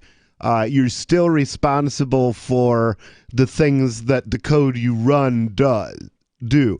So it's basically they can make it illegal to run a wallet without making it illegal to distribute the code for that wallet. Well, yeah, and this reminds me of the early days of PGP created by Phil Zimmermann. PGP stands for Pretty Good Privacy. Mm-hmm. It was one of the first widely spread encryption programs where people could encrypt, not just their email, but they could encrypt other things. And the government said, no, PGP, that is our export restrictions come into play, because we can't let this technology fall into our enemy's hands. So we are outlawing you from selling PGP. Phil Zimmermann said, no problem. Just give it away. Did he just move? No. Oh, okay. What he did was he printed it out and he sold it as a book. All of the code became a book. And so there you go. So you're going to ban this book that happens to contain all the source code for PGP. And that sort of brought the whole thing to a head, and they realized, no, we can't do that because it's a free speech issue. I remember back in the day somebody getting arrested for he was leaving the country. He was wearing a T-shirt that had the Perl code for RSA encryption printed on the T-shirt. And I think they actually arrested him. Now, how customs... The TSA would have known, or customs or whatever. Well, yeah, how customs recognized that, I don't know. It must have been some kind of a publicity stunt. But we're going to go to the phones where we've got Travis calling from Michigan. Travis, you're on Free Talk Live. What's on your mind? Hey, fellas, great program. I hear you talking about Bitcoin tonight, and I have several pro-Bitcoin arguments. For instance, real quick, like Bitcoin is international. If you want to send Bitcoin around the world, you can send it at the snap of a finger, and you don't got to go through intermediary financial institution. Correct. Yeah, that's a huge point. I mean, it shouldn't be underestimated what kind of an impact that can have. Whereas previously, the only way to send money internationally, or the few ways that existed, were all controlled by financial, old money financial institutions like major banks through the Fed wiring system, or SWIFT, I guess, international, and then also, of course, Western Union and MoneyGram, these other companies that charge an arm and a leg in a lot of cases, especially to people in foreign countries. If you had more to say, Travis, we can hang on to you. So stand by. Yeah, I wrote a book on it. So. Okay.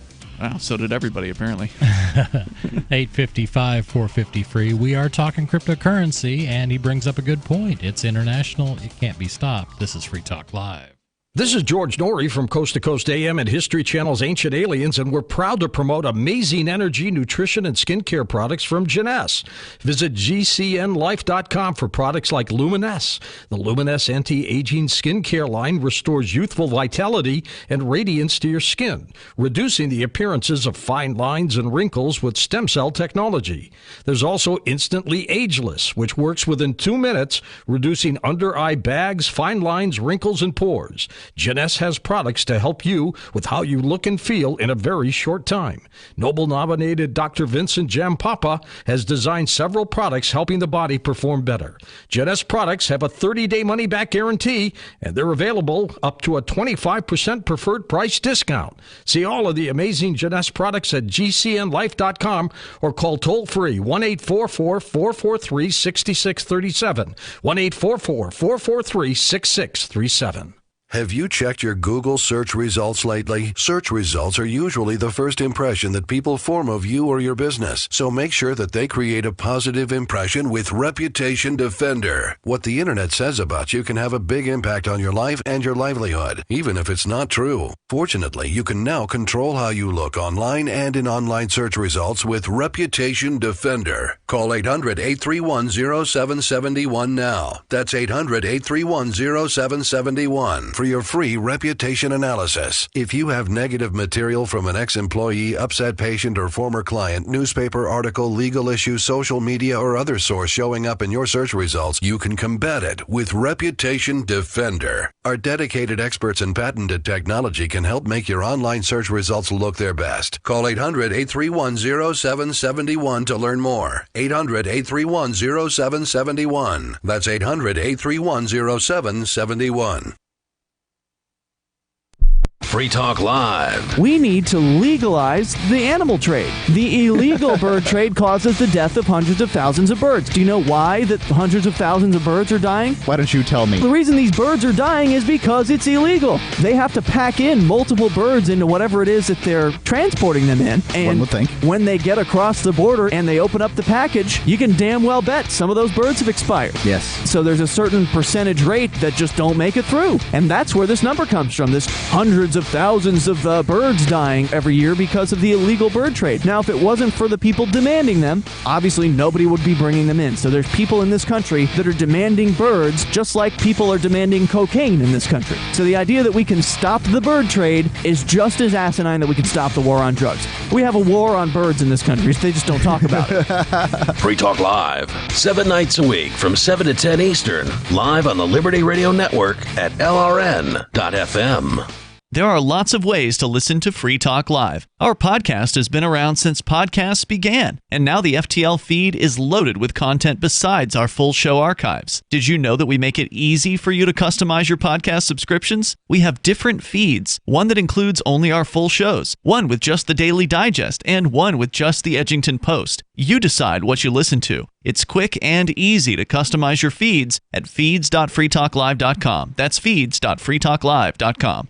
So you've signed the Shire Society Declaration and are planning your move to New Hampshire to be around more liberty-oriented people. Next, sign up for the Shire Society Forum at forum.shiresociety.com. There are a bunch of people there who are already in the Shire, and they want to meet you. If you're already in the Shire physically, you should also come by the forums. Remember, not everyone uses Facebook. New people are signing up for the Shire Society Forum every month, so drop in and say hello at forum.shiresociety.com. Some of our live shows are streamed in HD on Twitch. Please follow and share at twitch.lrn.fm. That's twitch.lrn.fm.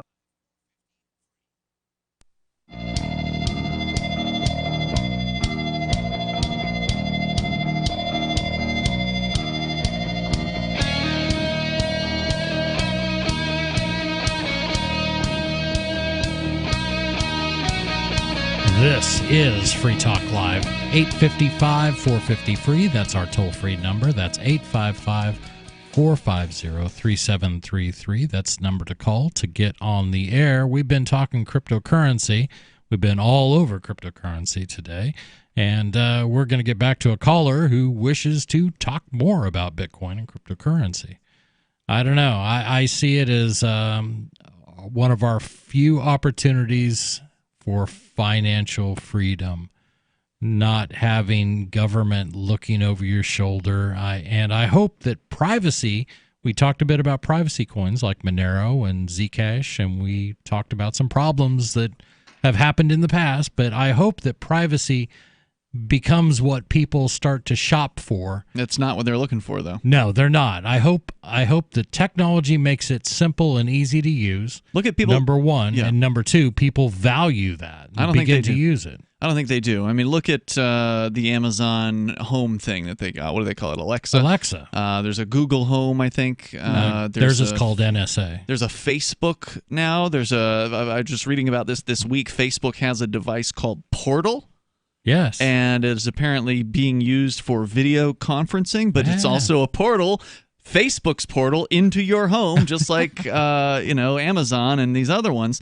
And these things are hot sellers. Now, I don't know if Facebook's hot selling, but the Amazon thing is pretty big. Google Home's big too, and they did an acquisition of Nest, and so now everything is branded, Google Nest Home, and Nest is the air conditioning settings thing. Yeah, right? it used to be, but now they do cameras to spy on you, and they use they home would speakers. never. They and would such. never well, do such a thing. Allegedly. And the thing is, a lot of these companies just got in trouble because the stuff went private, where they were sending transcripts of messages that go through their quote unquote secure servers to third parties that employed actual human beings to listen to them and listen to people transcribe having them. sex. From what I saw in one story, I think it was Apple allegedly had people. That's been happening with several of them. I bet I've it seen has. and it's going to. Yep. You're gonna unless you don't have that device in your room, unless you don't have it in your house. You've got a phone anyway, and that's listening. Yep, they can do that That's too. pretty much it. We're going back to the phones where we had Travis on the line. Travis, you're back on with Free Talk Live. Hey, fellas, great program. Well, you look at somebody like Chris Cantwell, and you got to wonder how much the NSA watches him. Chris Cantwell is a Nazi, the crying Nazi, white supremacist. We know that he's worked with the FBI. So I imagine they're very interested in him. In fact, I think that he was an early mover here into Keene, New Hampshire years ago, back when he was just the angry libertarian. Back when Chris he Cantwell. was a libertarian. Yeah, he's no longer, not even close. Yeah, he's gone full status. Yeah, he's not only has he gone full status, but he's also now a racist and a Nazi. But back in the day, we believed that they were absolutely watching him when he came up here because he was having, the FBI at least, he was constantly posting to his website, for instance, and talking publicly about, hurting police officers, for instance. So they were very interested. I remember him doing that. Yeah. I remember him doing that. I remember when I was selling weed, I would say, "Yeah, the FBI is watching me, I'm sure," and everybody said, "Oh, you're paranoid.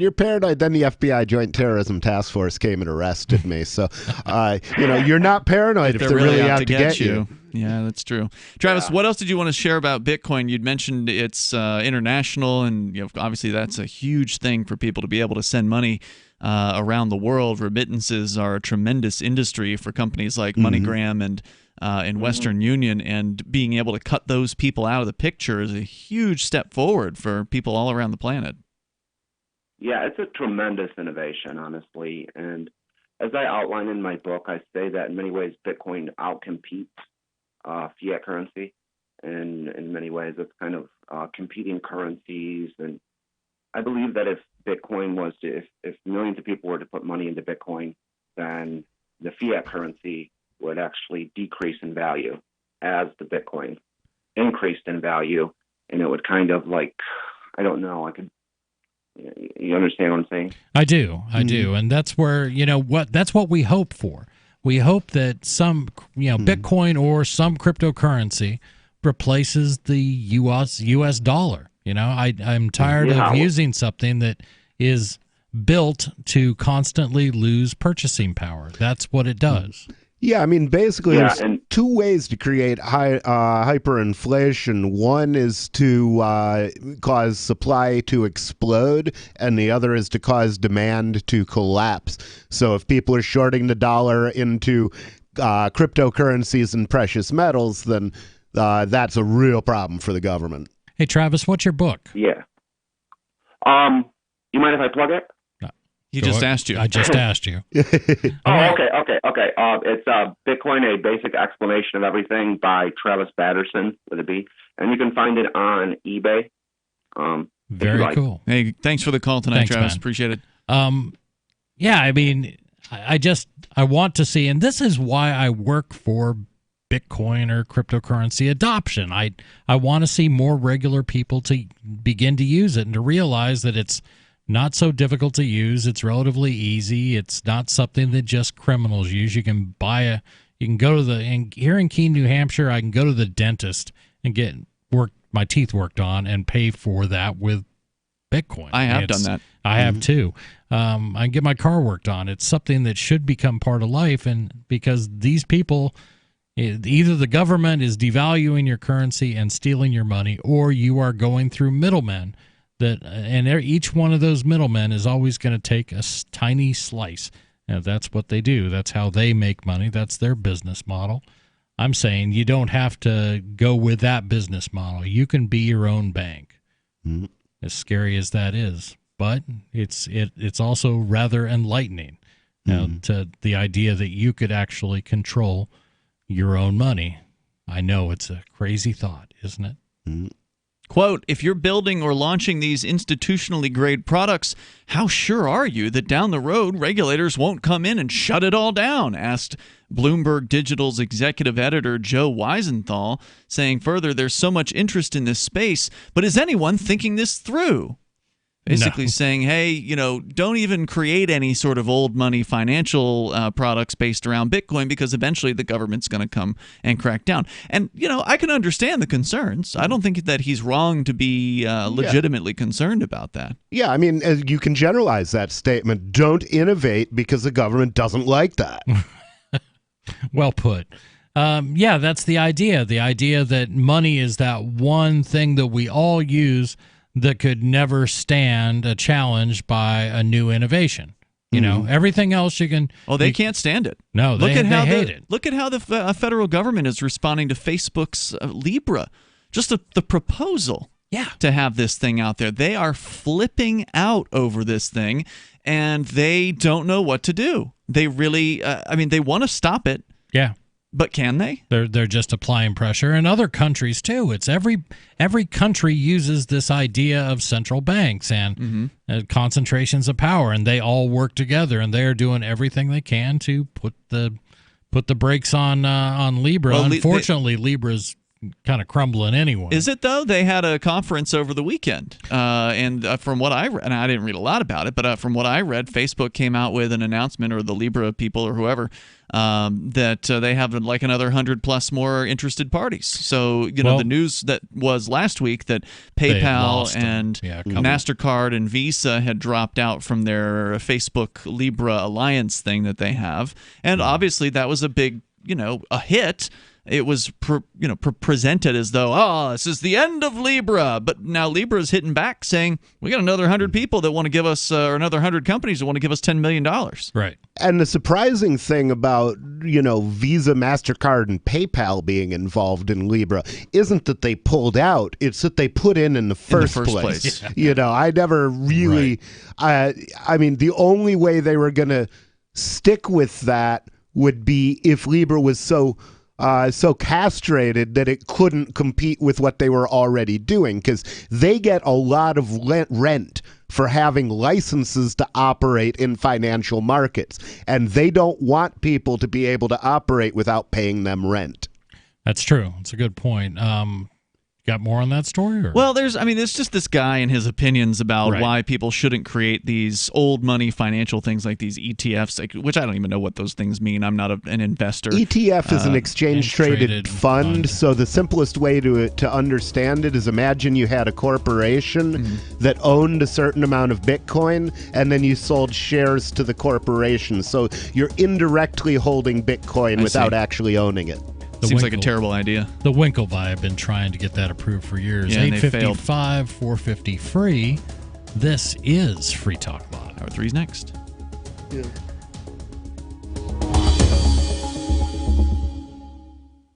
Have you heard of LibertyCon? LibertyCon is not only a convention with great speakers like Whole Foods CEO and co-founder John Mackey and Nobel Prize winner Vernon Smith, but it's also unique because you get a chance to network with more than 70 pro-liberty organizations, one-on-one for the purpose of career advancement, business, and internship opportunities. April 3rd through 5th in Washington, D.C. You can learn more by visiting libertycon.com and use code FTL for a $10 discount on your registration. That's libertycon.com.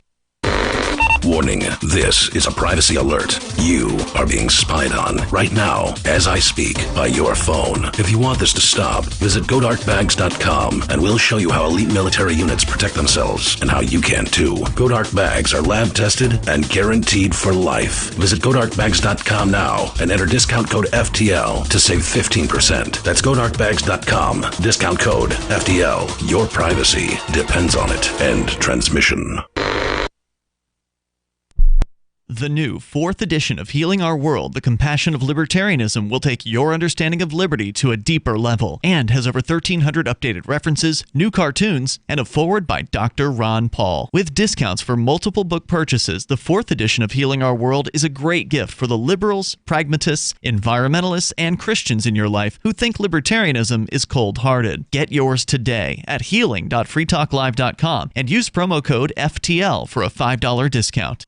LRN.FM now has a Discord. Discord is a free text and voice chat platform, and we now have our own server with a bunch of channels at discord.lrn.fm. You can join other listeners as they chat about various things during our live shows, or anytime, day or night. Discord software is available cross-platform, so you can have it on whatever device you want and take your chats anywhere. Join our Discord at discord.lrn.fm. That's discord.lrn.fm. You're listening to the live edition of Free Talk Live. Hour number 3 is next after the news here on the Liberty Radio Network at LRN.FM.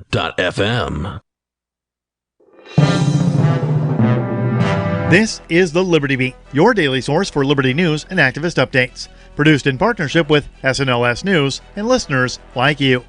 Online at libertybeat.news and snls.news. I'm Mick Murrow with your latest edition of the Liberty Beat. Gold is trading at $1,491, silver at $17.42, and Bitcoin is trading around $7,971. Today's prices are brought to you by InnoScale. Take off with Managed Cloud. Looking for a safe, secure way to store your important files online? Let InnoScale handle it for you.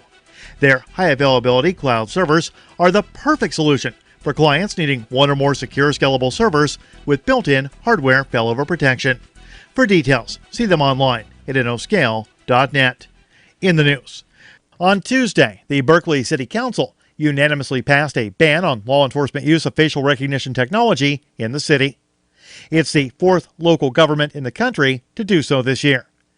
The amendment to the California City Surveillance Policy prohibits the government agencies from acquiring, retaining, requesting, accessing, or using any face recognition technology or any information obtained from face recognition technology. Fight for the Future Deputy Director, Evan Greer, called the proliferation of facial recognition a human rights crisis. The amendment does include an exception that allows the police to use evidence received relating to the investigation of a specific crime that may have been generated from face recognition technology, but was not intentionally solicited. The language creates a potential loophole that could allow police to obtain information based on facial recognition through agreements where they don't directly ask for it. The Liberty Beat is sponsored in part by Brave Botanicals. High-quality kratom and CBD at reasonable prices with excellent customer service. Brave Botanicals is activist-owned and mission-driven and believes so strongly in the power of kratom, they're giving it away for free. Just go to freeounceofkratom.com for a free ounce of Kratom delivered to your door. Just pay shipping. That's freeounceofkratom.com. This is the latest edition of the Liberty Beat. Find us online at libertybeat.news and snls.news. Your news now continues. A mentally ill man was killed this week as he ran away from police after allegedly stealing a box of eggs and raw chicken, according to the man's family.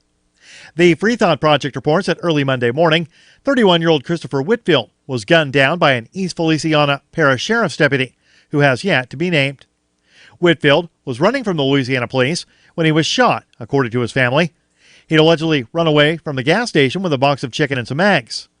Before he was killed, Whitfield had reportedly broken into a cooler behind the gas station where he took the items. According to his family, Whitfield struggled with mental illness throughout his short life. Although he had previous run-ins with the law, he was not violent, his family says. He never carried guns and posed no danger to law enforcement officers.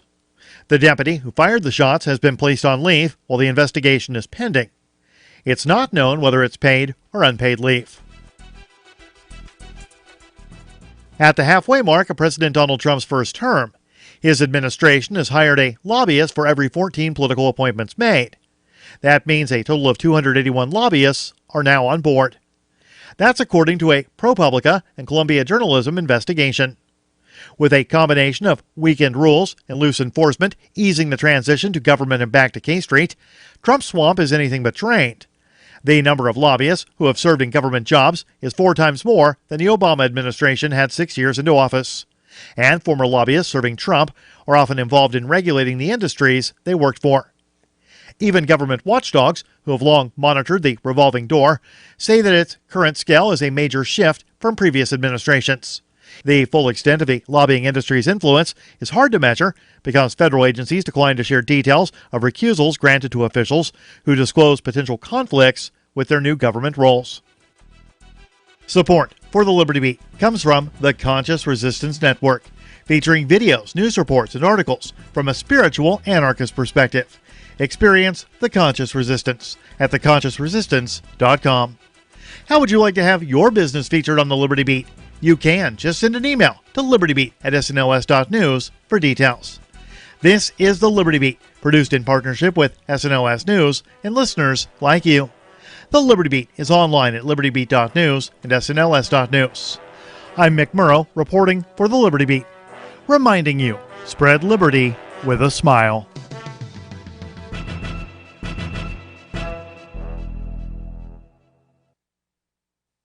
You're putting your name, address, credit card number, social security number, all that, you're just chucking it right up onto the internet where any disgusting degenerate can grab it? The only way to make sure that your identity is never stolen is to change it every 3 years. That's what I do.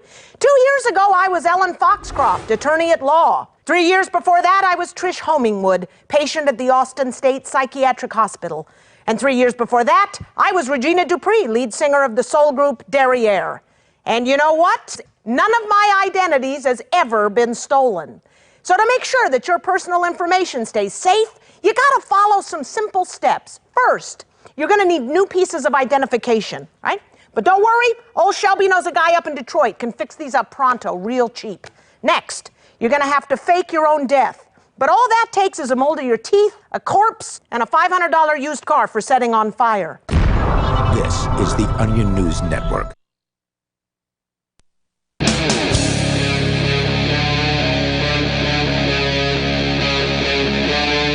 Free Talk Live.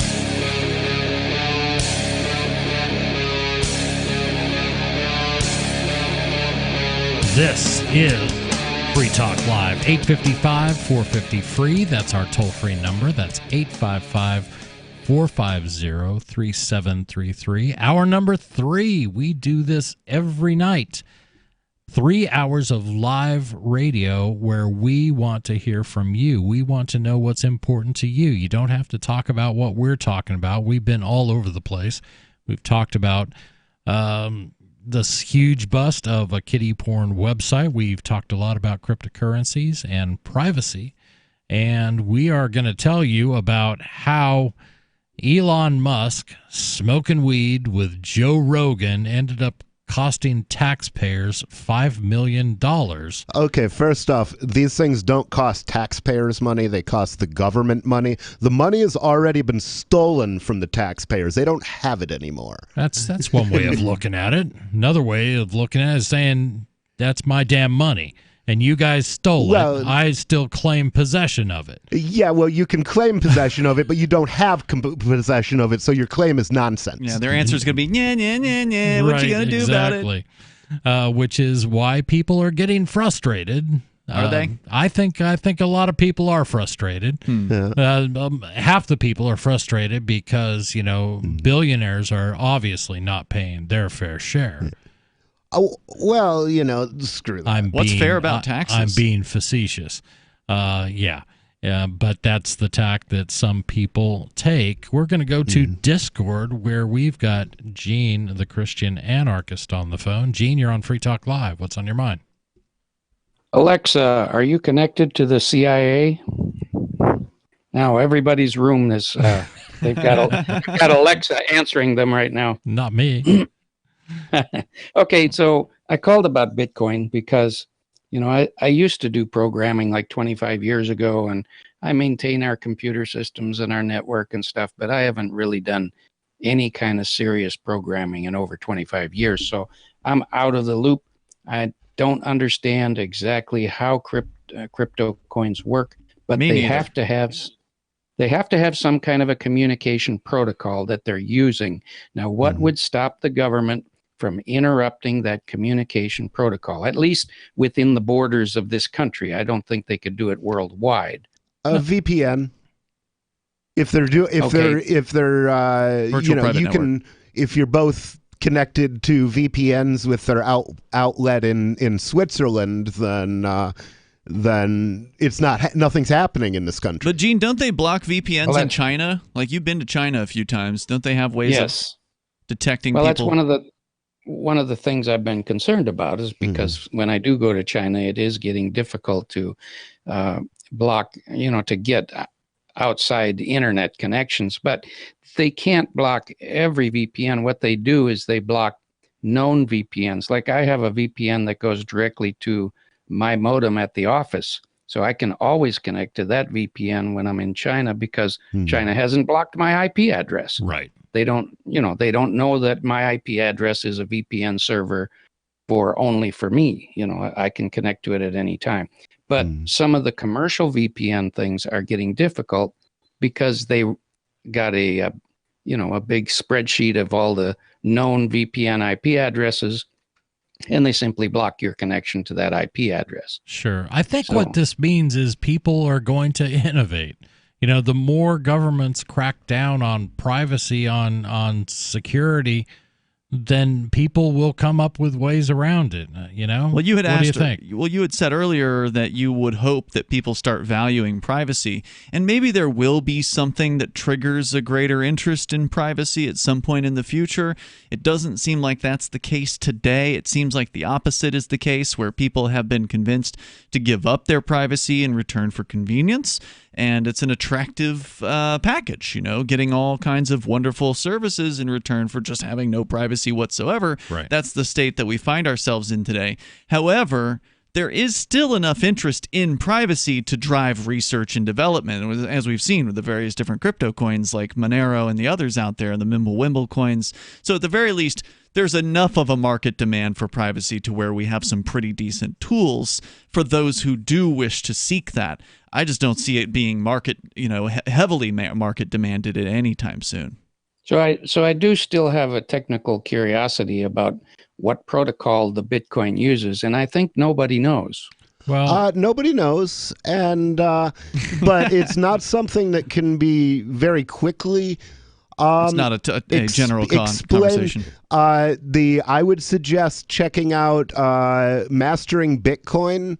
The book? The book. It's from O'Reilly and Associates, written, I think, by one of the Andreases. Andreas Antonopoulos. Quite possibly, yeah.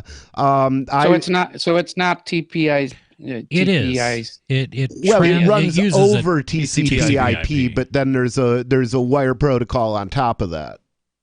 Okay. Just like HTTP is a protocol on top of TCP/IP, or FTP is a protocol on top of TCP/IP.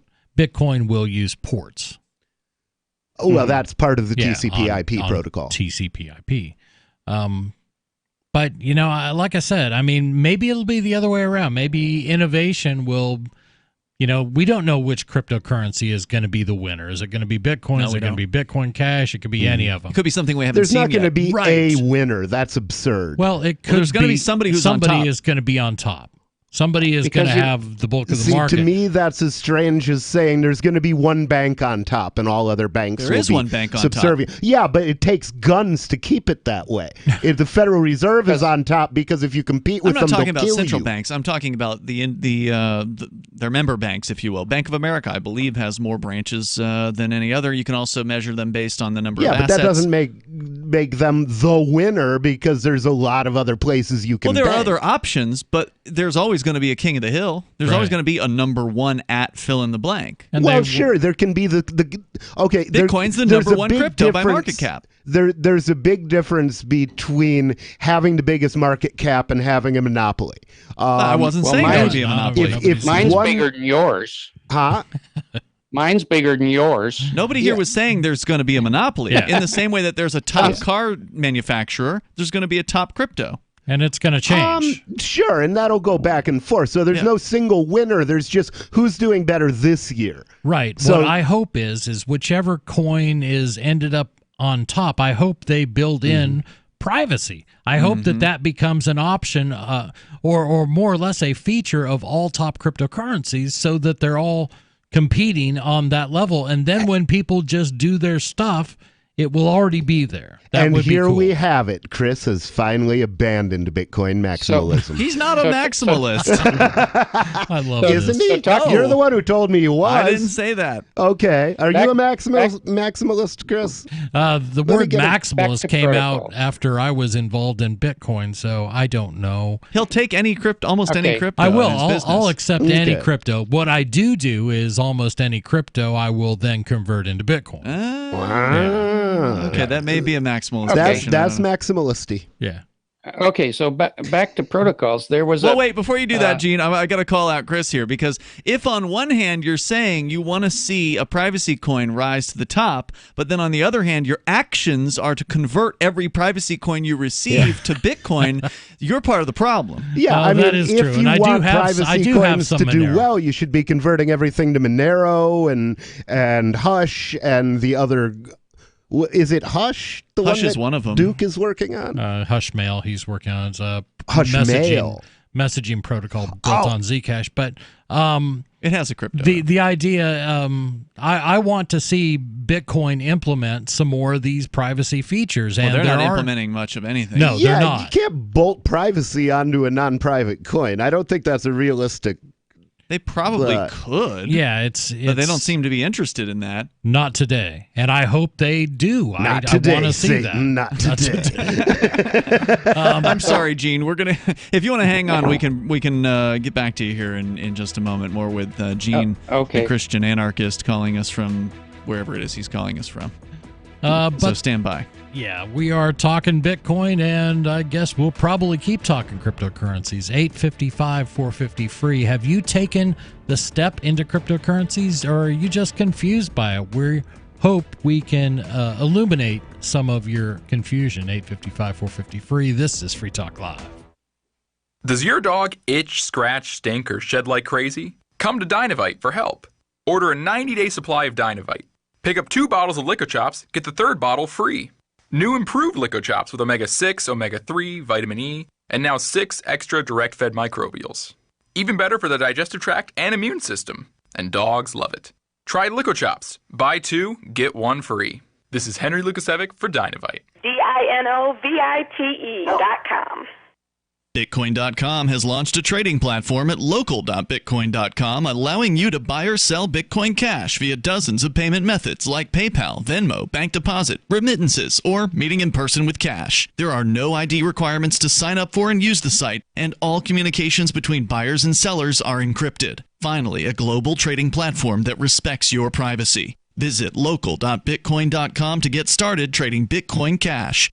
Local.bitcoin.com. Anarchapulco is the world's foremost conference for voluntarist thinkers and activists, held in beautiful Acapulco, Mexico. Share ideas on how to live free and escape the clutches of the state. Their unparalleled lineup of speakers will discuss entrepreneurship, investments, politics, philosophy, health, sustainability, lifestyles, and personal relationships. Stay in a world-class resort and enjoy the sun and beaches. February the 13th through the 16th, visit anarchapulco.com for early bird pricing and 10% off with coupon code FTL. Do you want to join the ultra-wealthy by using a 160-year-old investing program that is no longer exclusive? Keep your funds fluid and 100% tax-free for you or your heirs with no contribution limits and without ever losing your principal with Fortune DNA. Learn how to avoid the volatility of the market and put certainty back into your investing future. Join us at dna.freetalklive.com for more details and your exclusive invitation to the free webinar on Tuesday at 8 p.m. Register now at dna.freetalklive.com.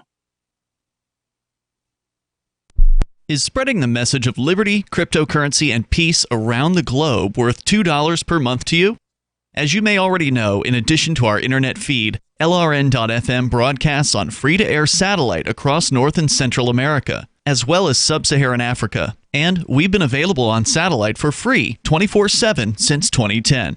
The LRN.FM free-to-air satellite signal is reaching some of the most oppressive regimes in the world, and there's no doubt our ideas are making an impact. You can learn more about the channel's impact by watching the 3-minute video at fund.lrn.fm. If you'd like to help free minds globally with our ideas of liberty, cryptocurrency, and peace, you can donate as little as $2 per month via fund.lrn.fm.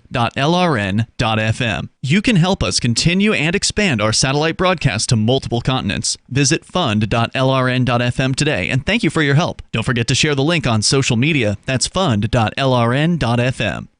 The LRN.FM social media channels have been revamped. We've eliminated Facebook and focused on other platforms like Twitter and Mastodon, the decentralized alternative to Twitter. On our accounts, you'll find posts from multiple LRN.FM show hosts together in one place. Follow us on Twitter at twitter.lrn.fm, or better yet, move to the decentralized Mastodon social media platform at toot.lrn.fm, toot.lrn.fm. I think you'll like it. Cell 411 is a free app for Android and iOS that replaces government-controlled 911.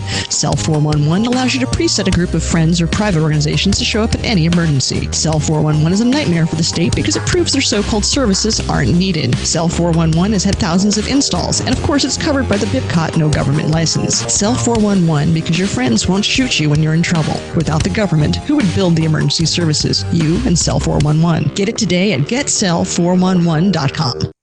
Love what we do? Please help support our international satellite channels at patreon.lrn.fm. That's patreon.lrn.fm.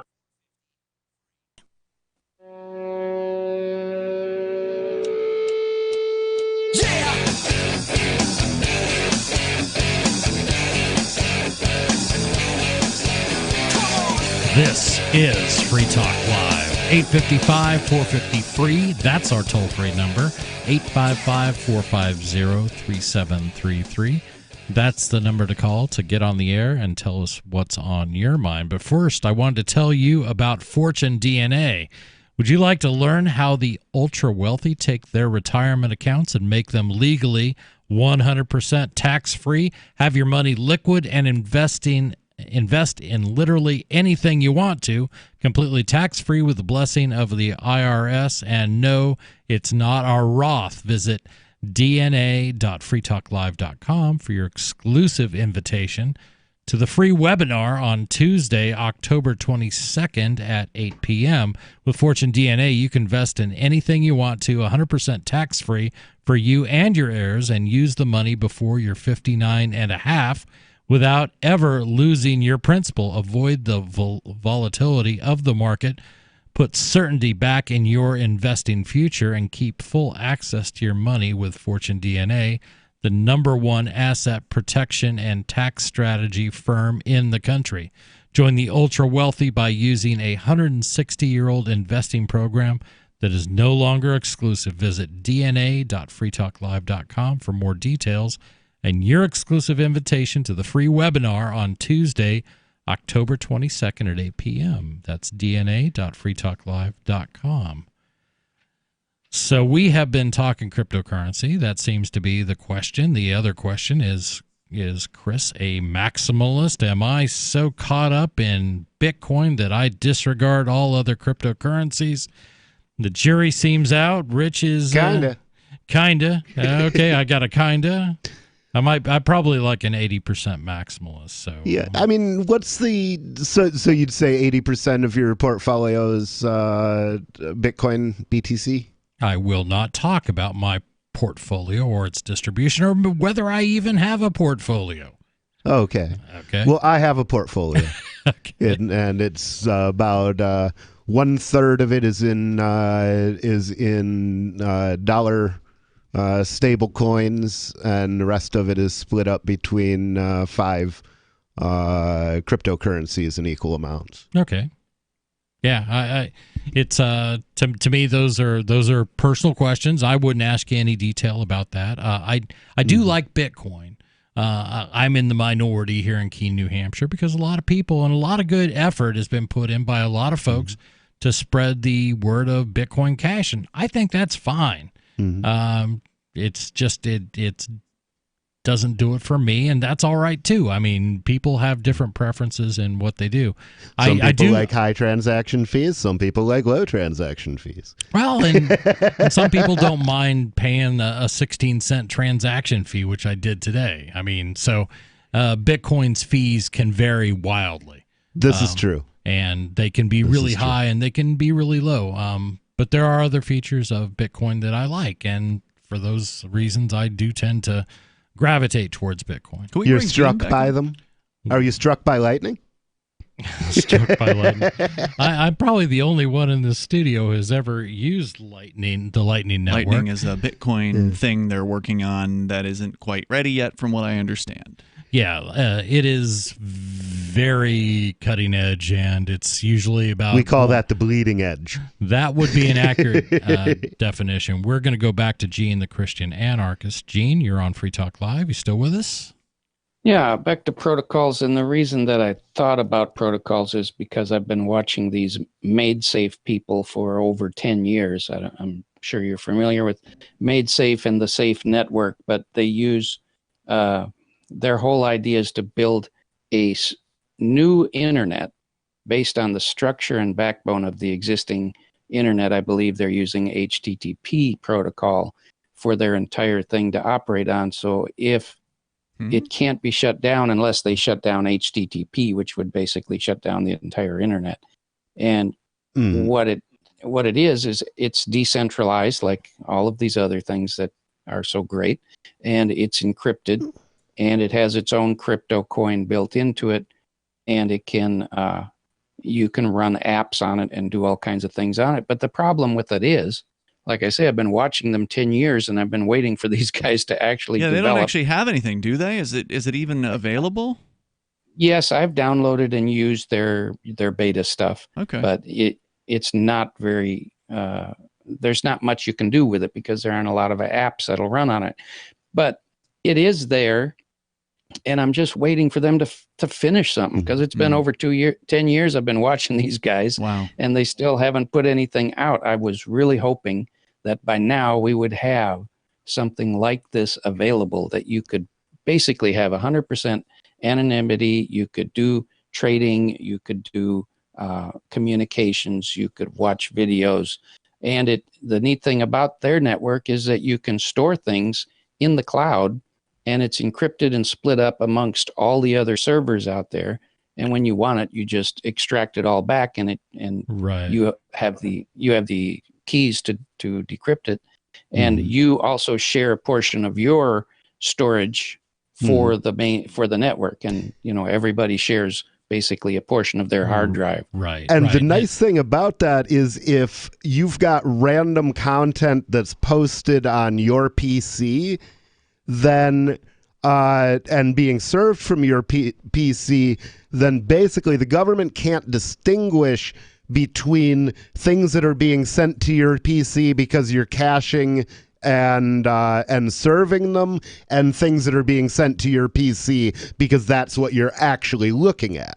Yeah, and this sounds interesting. I need to look more into this, but there's a collection you of these. Described a lot of different things where there are individual projects that do part of that. MadeSafe sounds like it's trying to do all of it. Yeah, because I've heard of Storage, which is decentralized storage. Sure, Sia Coin's another storage coin. Yeah, so that's been done, and that's been done for a while. They're still working on it. I don't know what their statuses are as far as how usable it is, but those ideas exist. How encrypted it is, I suspect it is encrypted, so you wouldn't know what files of other people's you're storing on your computer.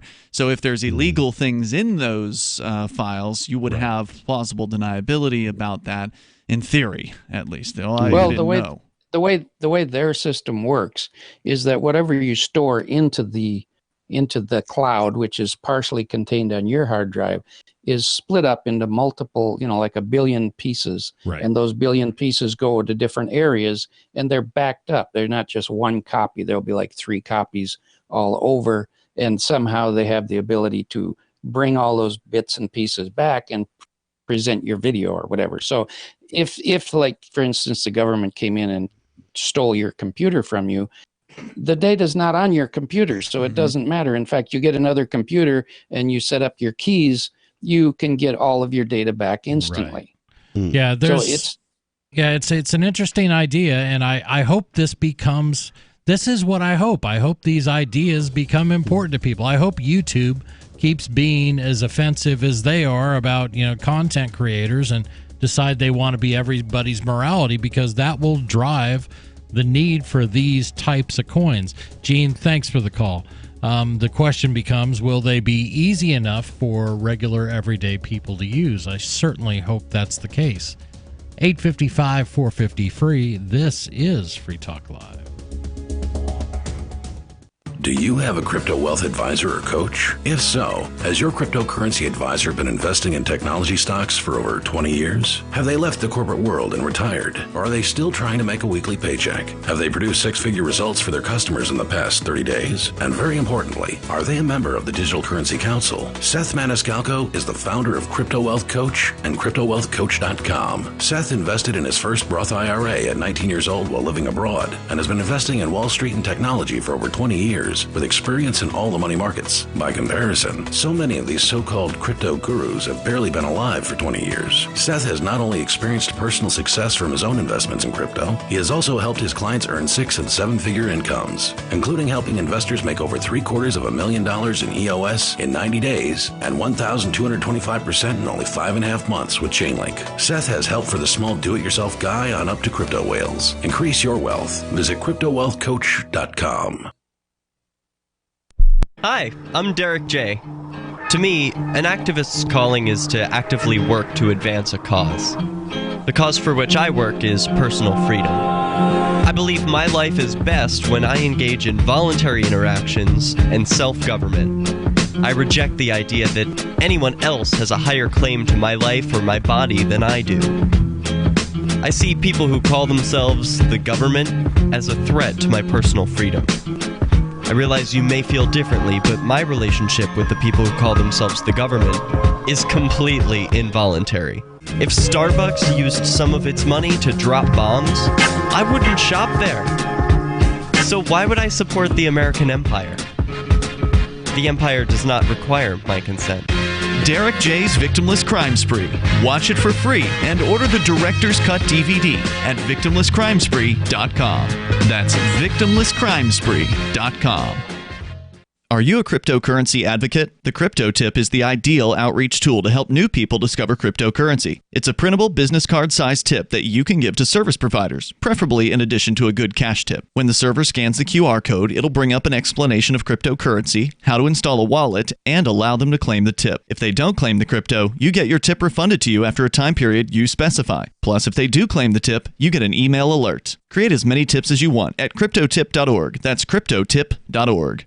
Some of you asked, and now we've delivered. LRN.FM's live Keene, New Hampshire studio shows are now streamed in HD on Twitch. Visit our channel at twitch.lrn.fm and give it a follow. If you have Amazon Prime, you get 1 free subscription on Twitch. If you use it on our channel, Twitch will give LRN.FM a monthly piece of your Prime subscription cost. So please watch, follow, share, and subscribe to twitch.lrn.fm. That's twitch.lrn.fm.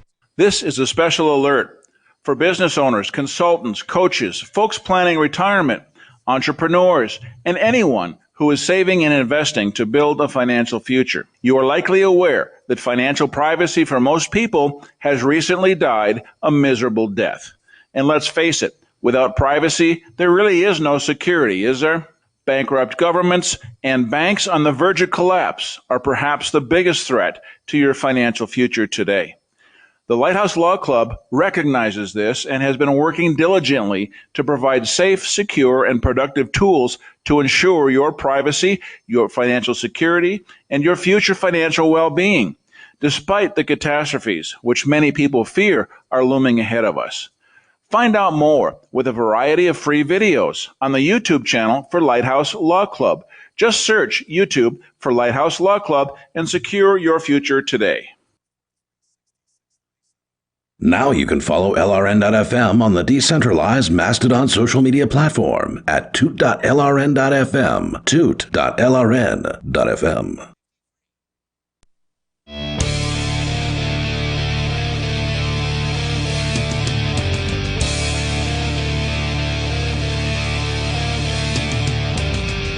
This is Free Talk Live, 855-450-FREE. That's our toll-free number, 855-450-3733.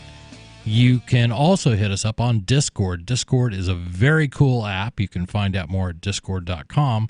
But the idea is you can use, it has chat rooms like text chat, but also has voice chat rooms, and you can use one of Free Talk Live's call-in lines built into the Discord software after you connect to us, and you can chat just like calling on the phone and talking to us. You can use your high-speed internet connection and your quality microphone, and you'll sound like you were just in the studio with us. In studio tonight, it's myself, Chris. And Ian. And nobody. And we just talked to Gene, the Christian anarchist, who wanted to talk about cryptocurrencies and things like that. We value his opinion because he also travels often to China, and it's interesting to find out what's going on over there and how abusive that government has become and what he sees as potential solutions to get around it in case we have to do the same thing here. Yeah. But he was calling on Discord, and the call really did sound good. It sounds better than most. But I wanted to talk a little bit about the ATF. Alcohol, tobacco, and firearms. Aren't they the BATF? Yeah, it's Didn't they add bombs to that or something? They're actually the BATFE, I think. Right. They What's added the B, explosives, and B is for Bureau. Right. Oh, okay. But they're here to protect us. And what the ATF, what most firearms owners, their contact with the ATF is to fill out a form if you want to go to a registered firearms company or excuse me, a retailer or something like that. You fill out a form when you buy a gun. But some children get especially lucky and get burned alive by the ATF. That is true. Happened in Waco. That did happen in Waco. But the ATF has always had, and they interpret a lot of the rules that are passed by Congress. And they've had a long history of interpreting this law of what defines a firearm. And it's kind of coming under scrutiny because the ATF's definition of an AR-15 lower as a firearm is in serious trouble. So just to take a step back here, AR-15 is a well-known sporting rifle. It's similar to the M4, the M16, what our troops use in combat, and it looks Except like it doesn't have full auto. The M4 and the M16 both do. Are fully automatic. AR-15s are going to be semi-automatic because it's very difficult to purchase a fully automatic weapon in the United States. You can still own them, but they have to be made before 1986, and the supply is very limited because you can't make new weapons that were made before 1986. So they command a very high Those price. are hard to produce. Yeah. They haven't really worked out time travel, all the kinks there yet. Kinky. But you also have to pay a $200 tax stamp and things like that. But one of these things that came up with AR-15s are an AR-15 is actually made of two major pieces, an upper receiver where the bolt goes and the lower receiver where the magazine goes, where you insert your rounds and things like that. So the theory has always been, according to the ATF and according to manufacturers, is, well, even though AR-15 is two major parts, we only consider the lower receiver, the lower part, to be an actual firearm. You can have, upper receivers, and that includes the bolt, and that includes the barrel, and you have one of those by itself, it's not a firearm. Okay. But if you add in the lower receiver, or if you have a lower receiver alone and no other parts, they consider just the lower receiver a firearm, even though you can't fire anything out of it. Not easily. Not easily. But the point being, it takes two pieces put together to become a functioning firearm. It actually takes more than the two. You have to have the barrel, and you have to have all the you little need tiny all parts, the parts before you have a gun. Yeah, but for their Till purposes, then you have a piece of a gun. Yeah. So their thing has always been, well, the lower receiver is what we're going to regulate. That's what we're going to track, and that's what we're going to require firearms manufacturers to stamp a serial number on, the lower receiver. And that's kind of always been the thing, but apparently there's been this discrepancy. First, credit where credit is due. This comes to us from Scott Glover of CNN, who managed to turn out an excellent article about a fairly arcane aspect of guns and firearms law while getting the details right. So hats off to CNN. Wow. That's a notable feat for legacy media these days. Read the whole thing here. But I'm not going to tell that. I'm not going to. We'll post this on our website. Without that out of the way, it's easy to say the criminal prosecution, aborted though it was, that Glover had written about is worthy of noting and could make the ATF's job of regulating AR-15 sales going forward extremely difficult. CNN's article is titled, "He Sold Illegal AR-15s. Feds Agree to Let Him Go Free to Avoid Hurting Gun Control Efforts." All right. I don't know what's going to happen here, so I'm interested to hear. Here are the particulars. A Southern California man named Joseph Rowe produced 80% AR-15 lowers and complete rifles, some of which he allegedly sold, without a manufacturer's license, and some allegedly to prohibited persons. So the lower part, this part that's supposed to have a stamp on it and supposed to be certified as a firearm, you can sell them but don't complete them. If it's only 80% or less finished, then it doesn't have to be stamped. Doesn't have to be stamped, doesn't have to have any identification. It's just a piece of identification. metal with no moving parts at that point. There's Correct. And you can finish them at home legally. Right. And you would have a... That's what the Ghost Gunner allows you to do, which we've discussed previously, the product that makes it easy to take a 80% lower and do the necessary finishing to it. See, the interesting thing then would be to sell the 85% lower, have your own Ghost Gunner, and just let the customer push the button. You could, but that presents problems too that are too complex. But then they will say you are a manufacturer because you have enabled someone. But actually, this story gets into that a little bit. At least a few of the guns he sold were used in crimes, including an 80% lower that was used as the basis for a rifle built in the 2013 shooting spree in Santa Monica. The ATF has been watching Rowe for years and mounted a sting operation against him in 2014. They sent undercover agents into his South LA machine shop where he was holding what were basically build parties, where customers finished lowers and assembled completed rifles. Rowe was eventually arrested and charged with running an unlicensed firearm manufacturing operation. But none of that is the interesting part of the story. The aspect that's worthy of your attention and is no doubt giving the ATF nightmares is the argument that Roe's attorney made in successfully defending his client. As you probably know, the only part of an AR-15, and this is just what we have talked about, the part of the lower assembly of an AR-15 that is actually considered the firearm. Joseph Roe was smart enough to hire a good attorney, Gregory Nicolaisen. Nicolaisen did his homework and actually read the federal statute that lays out what's constitutes, legally speaking, a firearm, as CNN reported what Roe's case came to trial in 2018.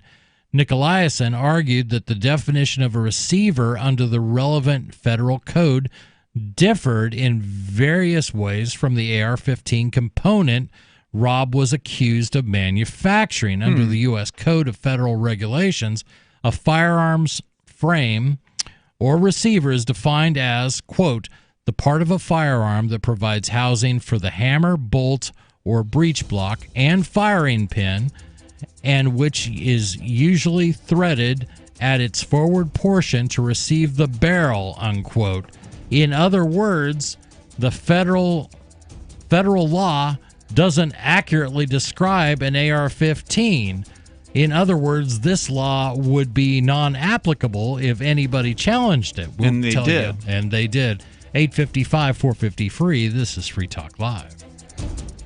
Hi, this is George Norrie. I'll be in the Chicago area October 25th and 26th for the Health Freedom Expo. It's going to be an incredible weekend of lectures, workshops, and exhibits with leading experts and the newest products in natural and alternative medicine. Join speakers Jeffrey Smith, Lisa Oz, Patch Adams, Ocean Robbins, and Doc Wallach, and get your tickets today at TrinityHealthFreedomExpo.com. You have a right to a naturally vibrant and healthy life. That's TrinityHealthFreedomExpo.com or call 1-888-658-3976. Hey everyone, Proactive MD has an incredible offer for our radio listeners only. Stay tuned for our exclusive offer that includes a free charcoal pore cleansing brush and free shipping. Proactive MD with prescription strength adapalene can heal and prevent future breakouts. Today, for just $19.95, we're offering listeners the 3-piece Proactive MD system with free shipping, plus a free gift, the new charcoal pore cleansing brush. Get this exclusive offer by calling now, 1-800-583-8662, or go to proactive.com and enter promo code RADIO. You heard right. Proactive MD plus free shipping and a free gift. The new charcoal pore cleansing brush. You'll get all this for just $19.95 and their 60-day money-back guarantee. You're guaranteed to get clear and stay clear, or you get your money back. Call now. 1-800-583-8662. That's 1-800-583-8662. Or go to proactive.com and enter promo code RADIO. Again, go to proactive.com and enter promo code RADIO. Do the letters IRS give you anxiety? I'm Dan Pilla. I've defended people from the IRS for more than 40 years. My book, How to Get Tax Amnesty, created the tax resolution industry and is responsible for helping hundreds of thousands of people. It can help you too. If you're a non-filer or facing IRS enforcement right now, your case is unique. You need real help, not cookie-cutter advice. My clients get my personal attention. Buy my book at danpilla.com and get a free consultation directly with me. That's danpilla.com. Let's start solving your tax problem right now. On Free Talk Live, we're bringing people to the ideas of liberty every day. From wrestling superstars like Glenn Jacobs. You guys really are having an impact, I believe. Like I said, a lot of where I am now is due to listening to Free Talk Live. You changed my mind on some very important issues years ago. To random people tuning in on the radio. I was kind of stuck in the left-right paradigm. I heard your show by chance on a Saturday night. From there, I went on, joined the Free State Project, and become an amplifier. So, I mean, that's really the reason why I amp is because I know that if it wasn't for you guys being on as many stations as you are, I never would have found the ideas of liberty. Your amp will directly change more lives by getting Free Talk Live in front of people looking for talk radio online and on the air. When you amp Free Talk Live, you get perks like access to the AMP-only Facebook group and AMP podcast. Visit amp.freetalklive.com. So you've heard all 3 hours of the latest episode of Free Talk Live, and you're still hungry for liberty-oriented audio content? Did you know that we have another 24/7 audio stream at LRN.FM? The Liberty Radio Network airs the latest episodes of some of the best liberty-oriented podcasts on the internet around the clock. In addition to recorded content, you'll also hear live shows like Free Talk Live, originating from our Keene, New Hampshire studio. So listen anytime at LRN.FM. That's LRN.FM. My name is Jacob Hornberger. I'm president of the Future of Freedom Foundation, which Congressman Ron Paul awarded for having an outstanding freedom website. Write us at fff@fff.org, and we'll send you a free 3-month subscription to our monthly journal of libertarian essays and our booklet, Economic Liberty in the Constitution, which George Mason University economics professor Walter Williams praised in a recent column. That's fff@fff.org.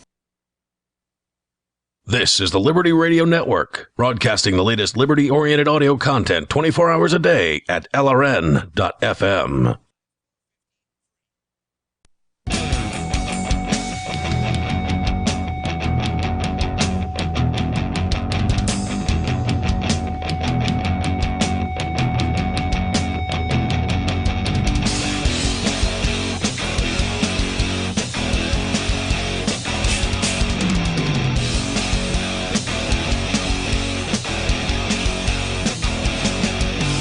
This is Free Talk Live, 855-450-FREE. That's 855-450-3733. We're in our final segment, but that doesn't mean you couldn't call in and get on the air if you like.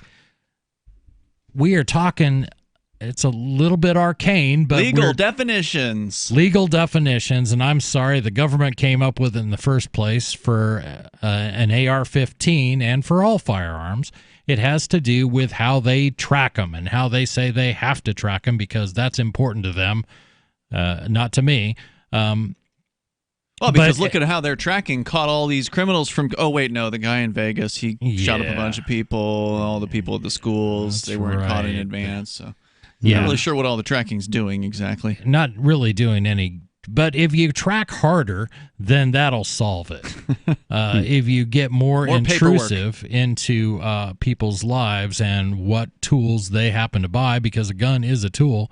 But basically, this comes down to whether an AR-15 lower assembly is a firearm, and that's what the feds have always alleged. This is a firearm, except when you go back and you look at the actual law, an AR-15 doesn't meet the requirements to be a AR-15 or a lower. An AR-15 lower assembly does not meet the requirements to be considered a firearm, nor does the AR-15 upper assembly, and you got to have the upper connected to the lower to have a working gun.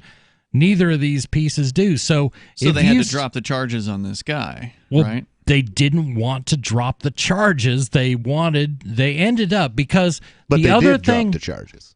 Apparently it was a plea deal. He took a plea agreement because he had sold a completed AR-15, and without the paperwork. Without paperwork, and so they had him on one aspect. They had him on that, and what they did was, and the court found this to be the case.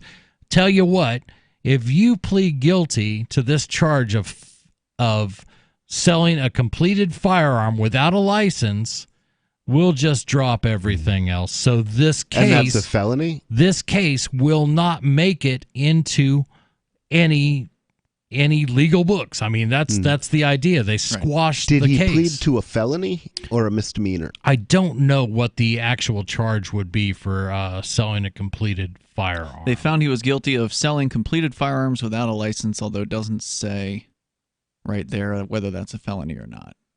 It could be. Yeah. He would be allowed to withdraw the plea if he stayed out of trouble for a year. Prosecutors would then dismiss the case.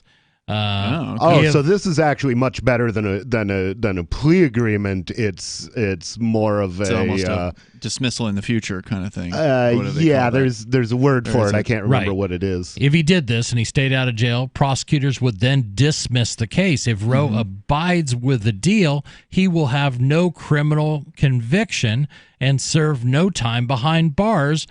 And this is the important part. there would be no legal precedent established by this case.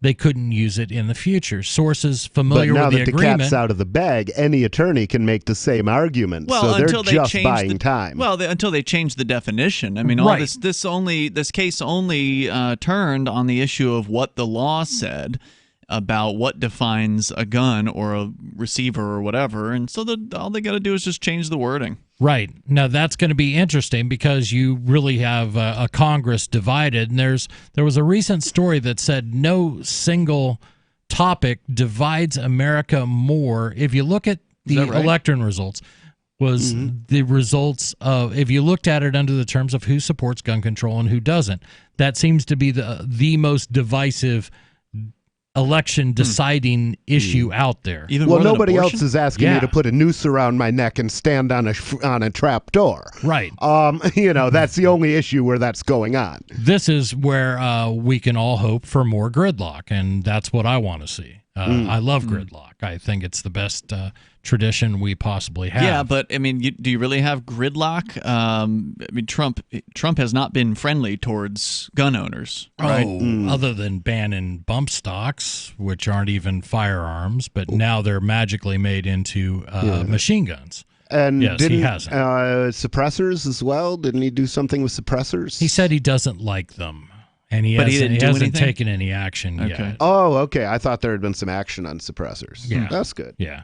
But it's interesting that, basically if anybody tells you that you can't have a completed AR-15 lower assembly, half of a AR-15, that's not true. And basically what you should be able to do is mail order 2 different pieces and stick them together. It takes about half a second to assemble an AR-15 if you had a completed lower and a completed upper, and now you got a working AR-15. Then you've got it, right? Yeah, that's it. It's just insanity, and the insane thing is that we've allowed this to develop in the first place.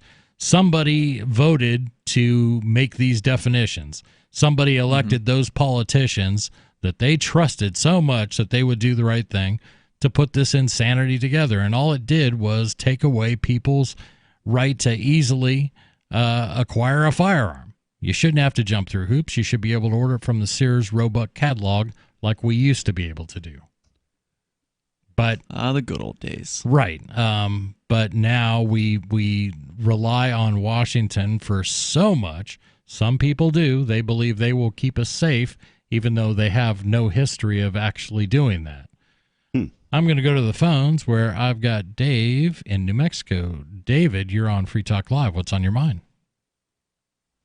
Well, by definition, requiring a license to manufacture and sell firearms, by definition, is an infringement of the right to keep and bear arms. Absolutely. And, Amen. Yeah. And what you were just talking about ties in something that was on my list from a couple days ago. So let me fire on that right now. In Germany, they do not recognize precedent. The courts there do not get to set precedent. Every question that comes before any court is compared to law written by the people's representatives, theoretically, the legislature, parliament. And so every case that comes in is judged against the statute or the code and not against any previous judge's wrong or errant decision. So we've had this discussion a little bit, and there was a story about Trump challenging. Basically, the Supreme Court is going to look at whether precedent should be considered, and there was some disagreement, I think, about whether that was a good thing or a bad thing. And I'm open to that. But go ahead. Are you arguing that this is a good thing or not, David? My argument has been, I never thought about any of this until my government trafficked my children illegally. Then I started thinking about it, and one day it occurred to me that we should not have precedent. Every question should be like Germany. Every question that comes before the court should be compared to the statute, and the judge or jury judge and or jury decides, how this case goes based on the law, and not by looking at some previous judge's decision. And then that was my argument too. Are they just being lazy? I don't think they're being lazy. I think it's conspiratorial. I think that that's a good way to have the courts be able to make law. And the court is not supposed to be able to make law. The court is supposed to be just a GD referee. They're just supposed to referee the game. That's what they're supposed to do. But that's not what they're doing. They're trying to make law, and so they're getting two bites. Hey, lawyers out there, to throw this back in your face, judges, you're getting two bites at the apple. Right. And all these legal a-holes know what that means. You only get one bite at the apple in this case, and that's the legislature. When the people speak through their representatives, and the representatives make the law, that's the law, not what you say, judges. Okay, real quick, Rich.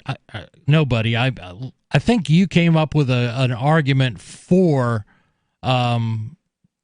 precedent, that it could be a good thing. Well, I mean, there's something to be said for the idea of stare decisis, because it gives you something to rely on. Stare decisis is Latin, and it means let the judgment stand. But then again, certainly when courts err, that's something, and a great example of this is the one where they found that a man growing wheat on his own land for his own farm animals was engaged in interstate commerce. Then it should definitely be overruled. I don't really know the answer. Overrule them all. 855, 450 free. That you're not going to get us tonight, but thank you for listening. This is Free Talk Live. I want to tell you about my favorite cryptocurrency wallet, Edge Wallet, at edge.app. Edge is the wallet I use more than any other, and that was true long before Edge Wallet became a sponsor of Free Talk Live. Edge Wallet allows you to buy, sell, trade, and securely hold your cryptocurrencies, including Bitcoin, Ethereum, tokens, Monero, Ripple, Dash, Bitcoin Cash, and more. It's available for both Android and iOS, and you can download it via the Play or App Store or via Edge Wallet's website, edge.app. Secure your freedom with Edge Wallet. Warning, this is a privacy alert. You are being spied on right now, as I speak, by your phone. If you want this to stop, visit godarkbags.com and we'll show you how elite military units protect themselves and how you can too.